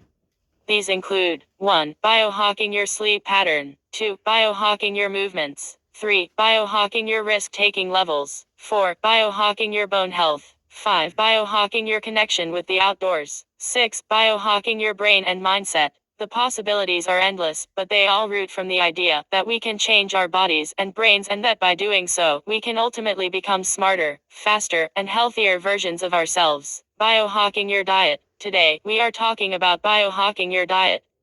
Nutrigenomics is the science that focuses on how food interacts with your genes. The idea behind this diet biohacking is that our body's complete genetic expression can be mapped out by understanding how different nutrients affect our health. This mapping can then draw out an optimal diet plan for ourselves. It also gives us a glimpse into how different nutrients alter our feelings, thoughts, and behavior. Several biohack examples verge on the bizarre neurohacking technologies, genetic implants, and the like. Some require you to incorporate more realistic and natural changes to your diets. Nutrition biohack number 1: intermittent fasting. Intermittent fasting is probably the oldest biohack diet used by humans. While fasting may seem like an extreme step towards better health, intermittent fasting works wonderfully by giving your gut a break and allowing it to process toxins from the system without being overloaded by incoming food every few hours. There are many variations of intermittent fasting diet you can choose from, but the way it works is basically the same. Under fasting circumstances, the human body undergoes ketosis, a process where fat is utilized to create energy rather than glucose, which is the case when we eat foods.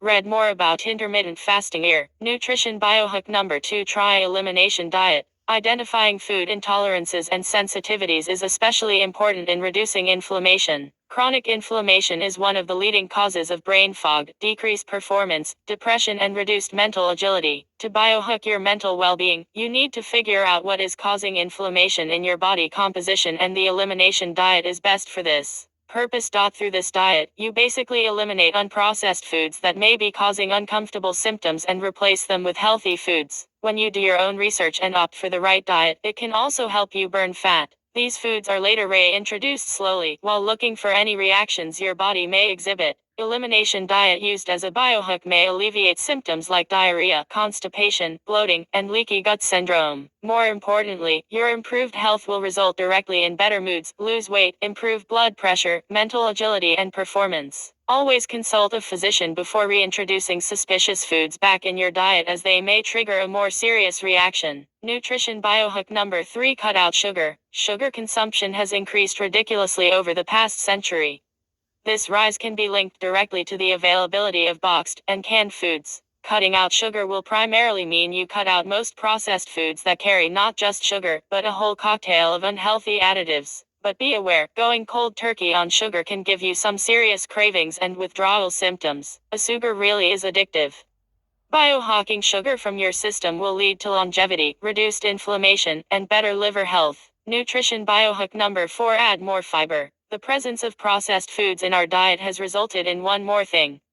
Low bacterial diversity, associated with the standard American diet SAD, has been linked to inflammation that causes autoimmune disease, cancer, dementia, and more. It all boils down to inadequate fiber. Fiber feeds the good bacteria in the gut. Biohacking your fiber would mean you get at least 25 grams of fiber a day. There is no way you can reach this goal if your diet consists of processed inflammatory foods. Whole food high in sugar can greatly affect gut flora, feeding bad bacteria and forming dysbiosis. Aim for high-quality fibrous fruits, leafy greens, and healthy fats. Include a portion of high-quality protein. Instead of counting calories, count nutrients. Nutrition biohack number 5 includes superfoods like medicinal mushrooms. If you think we are going to ask you to drink mushroom tea, you are about right. Medicinal mushrooms have been adopted by Eastern medicine for millennia and have finally come back full circle to heal us. Medicinal mushrooms cannot be eaten raw or whole, and so you will find them easily at health stores in powdered form. This can be added to your morning smoothie, to a hot drink, and even into some vegetable stir-fry. Medicinal mushrooms have been studied to have positive effects on brain health, immunity, nerve health, prevents oxidative stress, eases depression and anxiety. Want to know which mushrooms to take for which ailment? Read more about them here. Nutrition biohack number 6: optimizing vitamin D absorption and vitamin D supplementation. Yes, vitamin D is the one that you get from the sun. So, vitamin D is a fat-soluble steroid hormone that controls the expression of over 1,000 genes in our body and bone formation. The UVB radiation from the sun helps synthesize vitamin D, and the presence of healthy fats encourages optimal absorption of the vitamin. While you may be exposed to ample sunshine every day, several factors may inhibit the amount of vitamin D our body produces. Sunscreen blocks the radiation needed for vitamin D synthesis. As we age, our body becomes less efficient at producing vitamin D. Excess body fat stores the vitamin D, reducing your body's ability to use it. The melanin content of your skin acts as a natural sunscreen, clothing bars of radiation from reaching your skin. Vitamin D tracker apps help understand when there is sufficient UVB radiation given out by the sun where you live. Using these apps, you can make the most of your time spent in the sun. In case you are on the more deficient side, a vitamin D supplement is a good option to improve your levels. While advanced biohacking can cost you thousands and can feel right out of a sci-fi movie, basic biohacks are common and necessary health facts that we tend to ignore till our bodies begin to bear the brunt. By following these biohacks, along with good, restful sleep, improved digestive health, low stress levels, and regular exercise, we can all stay youthful, energetic, and focused for years to come. What is biohacking your body? Increasing your level of energy, getting weight loss and vitality by biohacking your body implies changing your body's chemistry and physiology through scientific research and personal experiments. The notion is always developing, necessitating a wide-ranging definition. Nevertheless, this also explains why the definition is so broad. The question, what is biohacking, may be answered in a variety of ways, including the following: lifestyle and diet changes. These include the more conventional practices you probably wouldn't even consider biohacking, such as practicing yoga and meditation, eating healthily, improving eating habits, spending time in nature, finding a workout you love, sleeping well, and using biohacking products. Before moving on to more advanced biohacking techniques, you must become proficient in these routines. Wearable technology. Have you ever considered your Apple Watch or smartphone app for weight loss to be biohacking? Using all the wearable equipment that prompts you to increase the number of steps you take each day, drink more water, or get up and stretch, a kind of biohacking may be of great assistance to those who are just getting started with the practice. Technology implant. In biohacking, many believe implanted technology is the next step. Nevertheless, it has not yet reached the public. Despite this, the ability to create things like microchips, bionic eyes, mind-controlled drones, and gene editing already exists, and these things may be in our future. Genetic engineering. This is the kind of biohacking that gets reported in the mainstream media. CRISPR, which stands for Clustered Regularly Interspaced Short Palindromic Repeats, is the name of the technology that underpins it. This technique enables anyone to change their genetic information. It is very contentious and uncontrolled, and for the time being, it is only practiced on the outskirts of the field of biohacking. There is an infinite number of options, but they are all based on the concept that we can transform our bodies and minds, and that by doing so, we might eventually improve as humans in terms of our intelligence, speed, and quality of life. Difference between biohacking and biotechnology. The primary distinction between biohacking and biotechnology is that the former refers to more of an underground practice, while the latter is a highly controlled sector. The term biotechnology refers to any branch of study that examines the intersection of biology and technology. There are many kinds of biohacking, some of which include biotechnology, while others do not. For example, you may hack your thinking by engaging in activities such as priming or visualization, or you can biohack what you eat by going on a diet. How to biohack? Diet, exercise, and practices, including mindfulness, are excellent places to begin when you're looking to biohack your body. After that, begin tracking your activity with wearable devices, like the Apple Watch or the Fitbit, to see how you're doing. You may also try incorporating the healing power of music into your daily life and switching to a more environmentally friendly diet. Once you have a firm grasp of these fundamental biohacks, you will be prepared to go on to more advanced techniques. Think about using one of these approaches that won't hurt you and see what results you get. Final thoughts. In the end, what exactly is biohacking? Doing one's own biological research and experimentation is known as biohacking. It requires individuals to make subtle adjustments to their bodies, diets, and ways of living to enhance their overall health and quality of life. Biohacking, also known as human enhancement, encompasses various practices, from enhancing brain function to facilitating more rapid weight loss. While there are certain sorts of biohacks that are generally safe to undertake at home, there are also others that might potentially be hazardous to one's health and yield consequences that are not always predictable. Biohacking is a technique to improve your body, health, and brain to do what you want and attain your mental and emotional potential. Whether you use biohacking supplements, technology such as red light treatment, or adjustments to integrate an abundant mentality, biohacking is intended to help you create permanent, good change. If you're having trouble sleeping and want to avoid unhealthy, late-night snacks, try Thessi Healthy Options. Looking for 7 of the most effective biohacks for stress relief? Try this.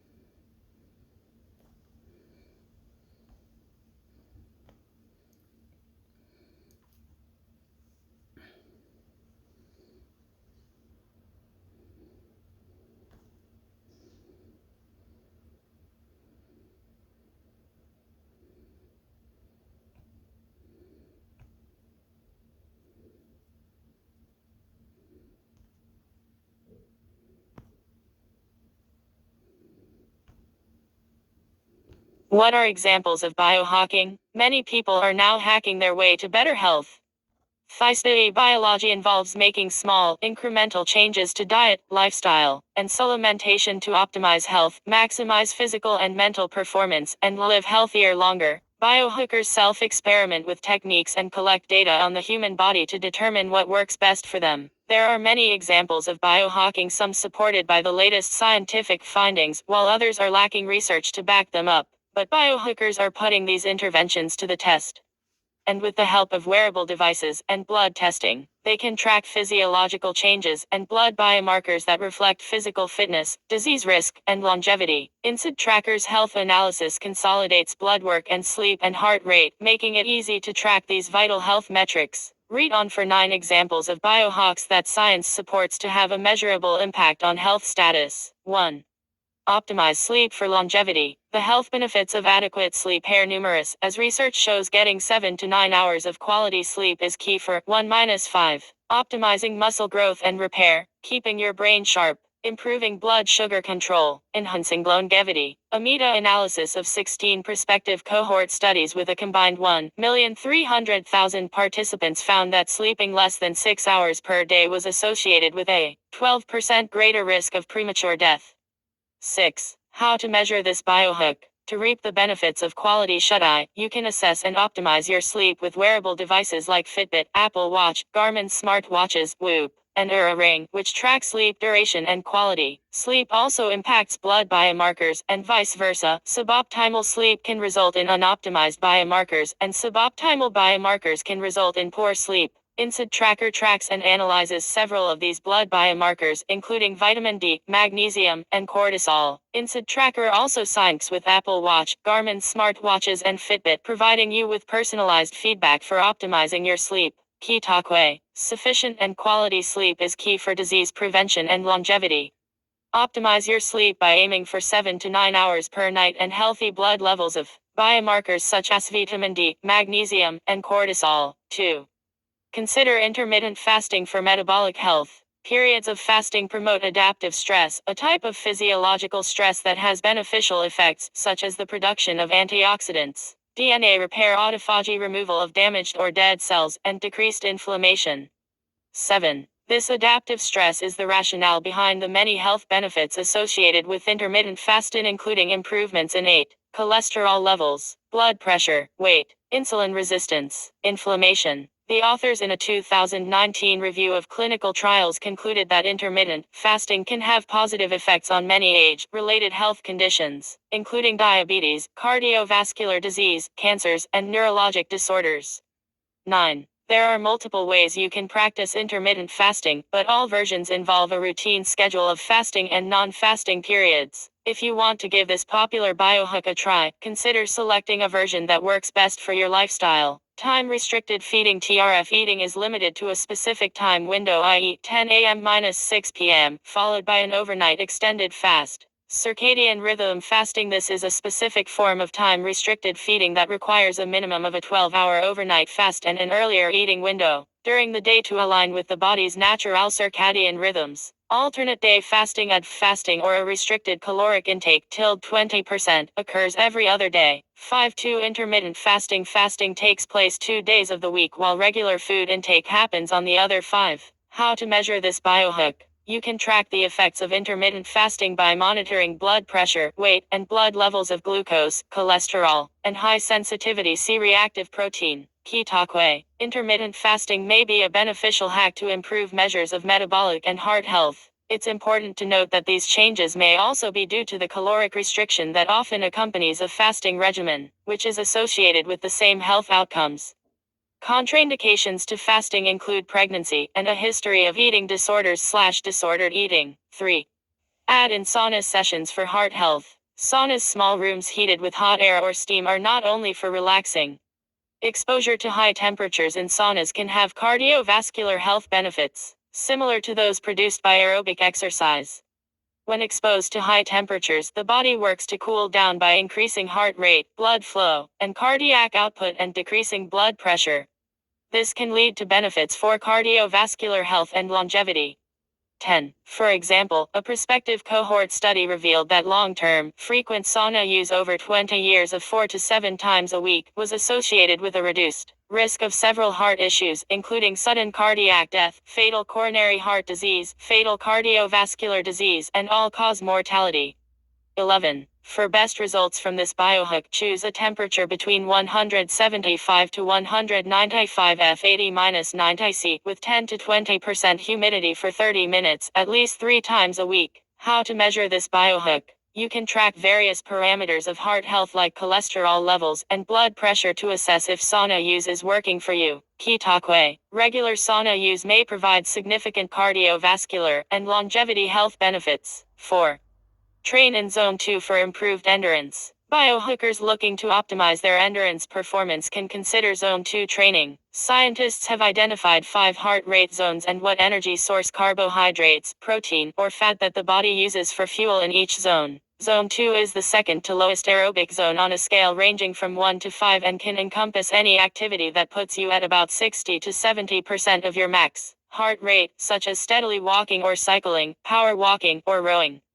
The body mostly uses fat and oxygen as its energy source when in a zone 2 state, as opposed to carbohydrates. Research suggests that training in zone 2 improves your aerobic capacity, or VO2 max, which reflects how efficiently your body can consume oxygen and convert it to energy. 12. A better aerobic capacity means being able to work out more frequently and at higher intensities with more ease. How to measure is biohook. You can try the talk test as a simple yet effective method to know if you are training in zone 2. If you can have a conversation without getting out of breath, then you are likely in zone 2. You can use wearable devices that track parameters like heart rate and heart rate variability to estimate and assess your aerobic capacity. Key talkway. Participating in zone 2 exercises can improve your aerobic fitness, thereby improving your endurance and ability to complete higher intensity exercises with more ease. 5.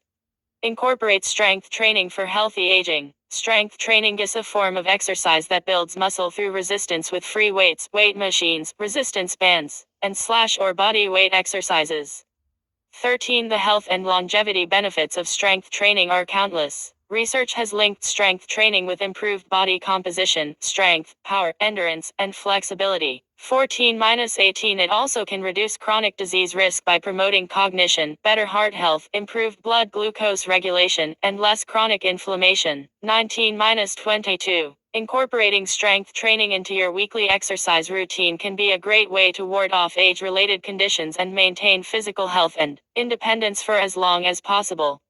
The ideal training plan will depend on your unique goals and baseline fitness level. How to measure this biohook? Certain blood biomarkers including creatine kinase, ALT, and HSCRP are good indicators for how you recover from physical activity like strength training. Proper recovery is essential to keeping with the rigor and progression of your strength training routine, whereas poor recovery puts you at risk of injury. You can measure strength gains by tracking your 1 repetition, maximum or grip strength. And you can look at markers like blood pressure, blood sugar, and body composition like % lean mass. Key talkway. Strength training benefits both athletic performance and muscle and bone health as you age. 6. Make time for meditation to de-stress. Chronic stress can lead to many negative health effects, including inflammation, weakened immune function, heart disease, depression, and altered digestive function. 23. Fortunately, meditation is a simple biohook you can implement to combat the effects of stress. Meditation is a practice that involves focusing or clearing the mind using a combination of mental and physical techniques to achieve an emotionally calm and stable state. 24. Research shows that meditation does not simply help you feel more relaxed, but it can lower levels of the stress hormone cortisol and make you more resilient to stressful situations. 25-27. Some studies suggest that meditation may have brain and heart health benefits too. 28-29. You can try this simple yet effective biohook by sitting down, closing your eyes, and focusing on a single point of reference for 5 minutes. You can also say a mantra or add some relaxing background music. Over time, you can work up to 15 to 20 minutes of meditation per day for the best results. How to measure this biohook? You can measure blood pressure and blood levels of cortisol, white blood cells, and cholesterol to assess if meditation is an effective biohook for your physical and mental health. You can also track when you're feeling stressed to either identify if meditation is also improving your perceived stress or identify what may be contributing to your stress. Key talkway. Meditation is a simple way you can combat the negative health effects associated with chronic stress. 7. Supplement with L-theanine to help relax. L-theanine supplements have received attention for their stress reduction potential. 30. L-theanine is an amino acid found primarily in green and black tea and some mushrooms, but it is also available in pill or tablet form. 31. L-theanine is thought to work by decreasing excitatory brain chemicals that contribute to stress and anxiety while increasing brain chemicals that promote the feeling of relaxation. 32. Current research on the stress-reducing effects of L-theanine is limited, but preliminary findings are promising. Small human studies have found significant improvements in stress, relaxation, and cognition with L-theanine supplementation. 30-33. Studies show a dose between 200-400 mg a day is often safe and efficacious. 33. L-theanine is most helpful when taken around a stressful event, rather than on a long-term basis. To assess whether L-theanine supplementation is working for you, you can track blood biomarkers such as cortisol, the stress hormone. How to measure this biohook? Since L-theanine is used for acute situations around stress, take note of how you feel in a situation when you do supplement versus when you don't. Key takeaway. Short-term use of L-theanine supplements in periods of stress may help boost relaxation and cognition. 8. Include caffeine in your day to support cognition. Biohook your brain with some of your favorite caffeinated beverages. Coffee and tea have been linked to several health benefits, including improved cognitive performance.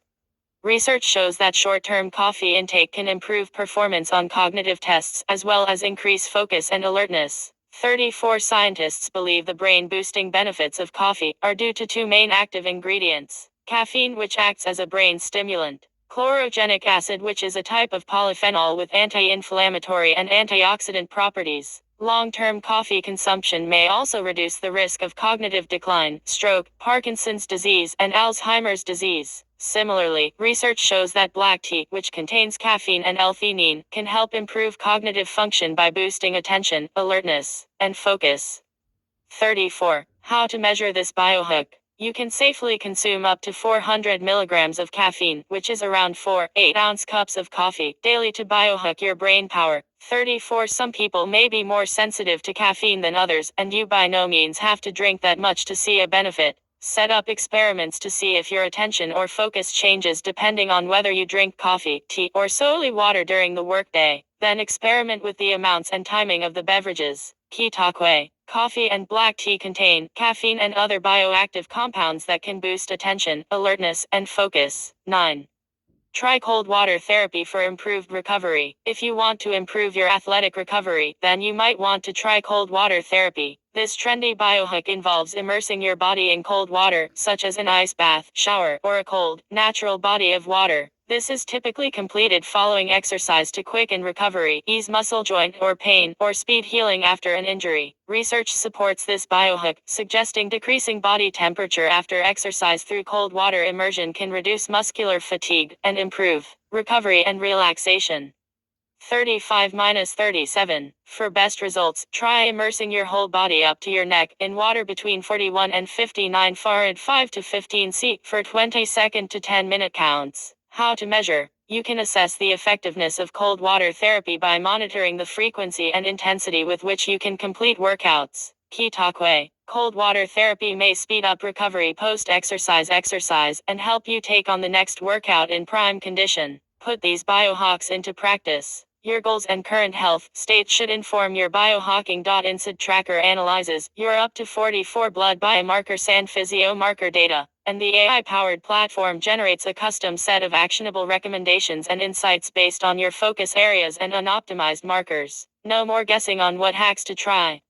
All your personal data stays in one place so you can track changes to your health and well-being over time. References. 1 https://pub.nlm.nih.gov/25315456/ 2 https://pub.nlm.nih.gov/21532950/ 3 https://pub.np.nlm.nih.gov/22151079/ 4 https://pub.np.nlm.nih.gov/21,835,655/ 5 https://www.sleepfoundation.org/how sleep works/how much sleep do we really need. 6 https://pub.np.nlm.nih.gov/20,469,800/ 7 https://www.net/docs/longevity/2019 decabo.pdf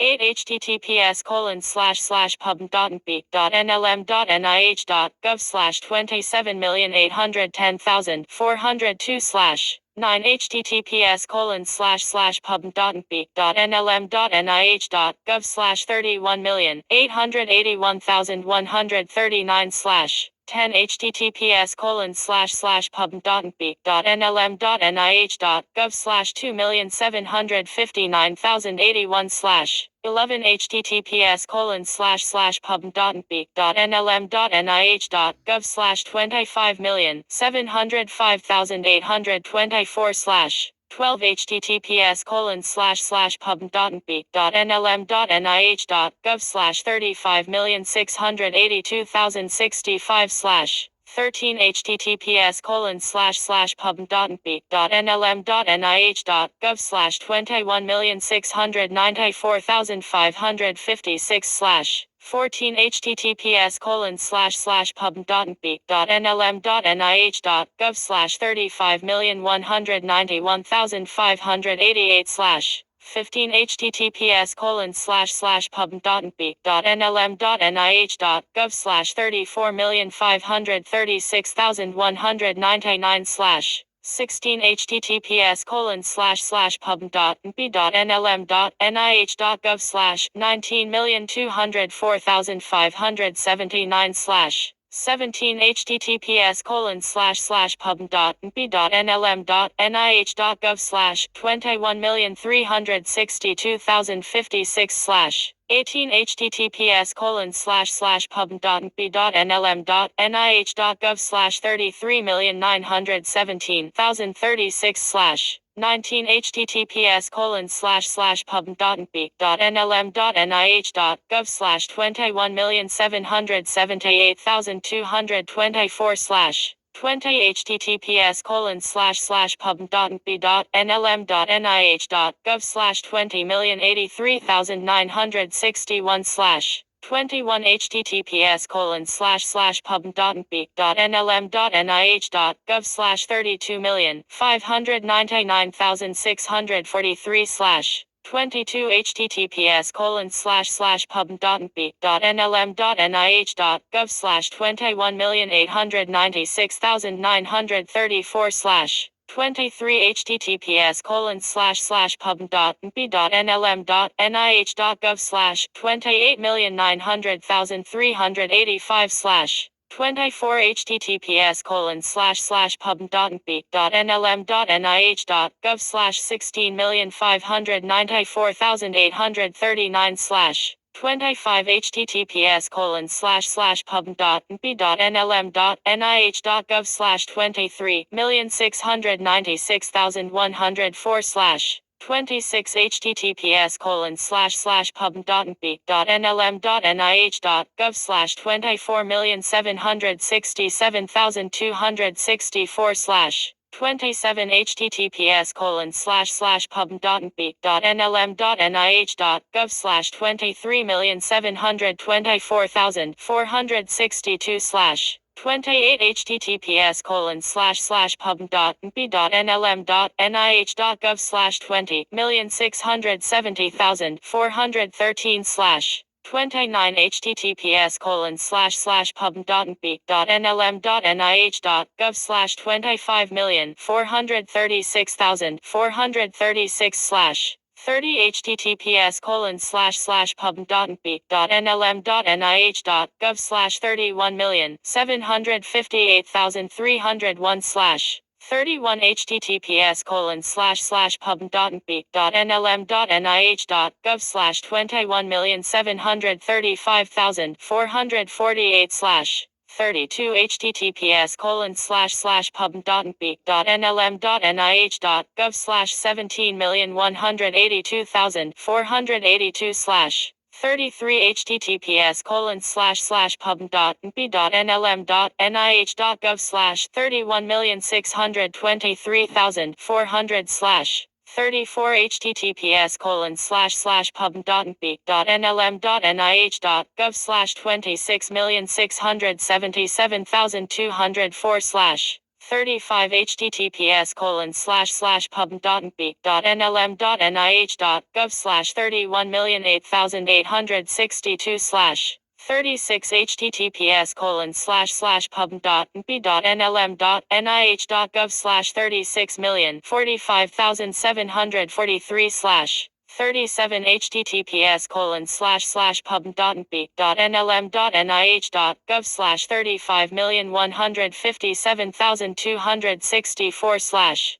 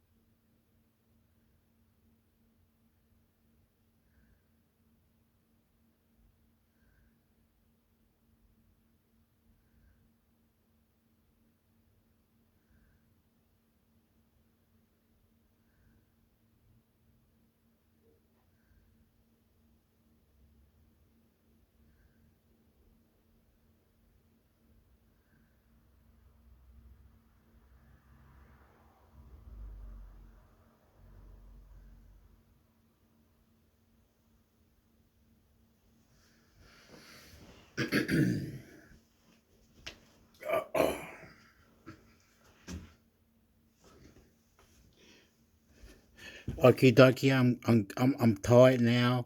Finish. Love you. Intermix, hector, subscribe.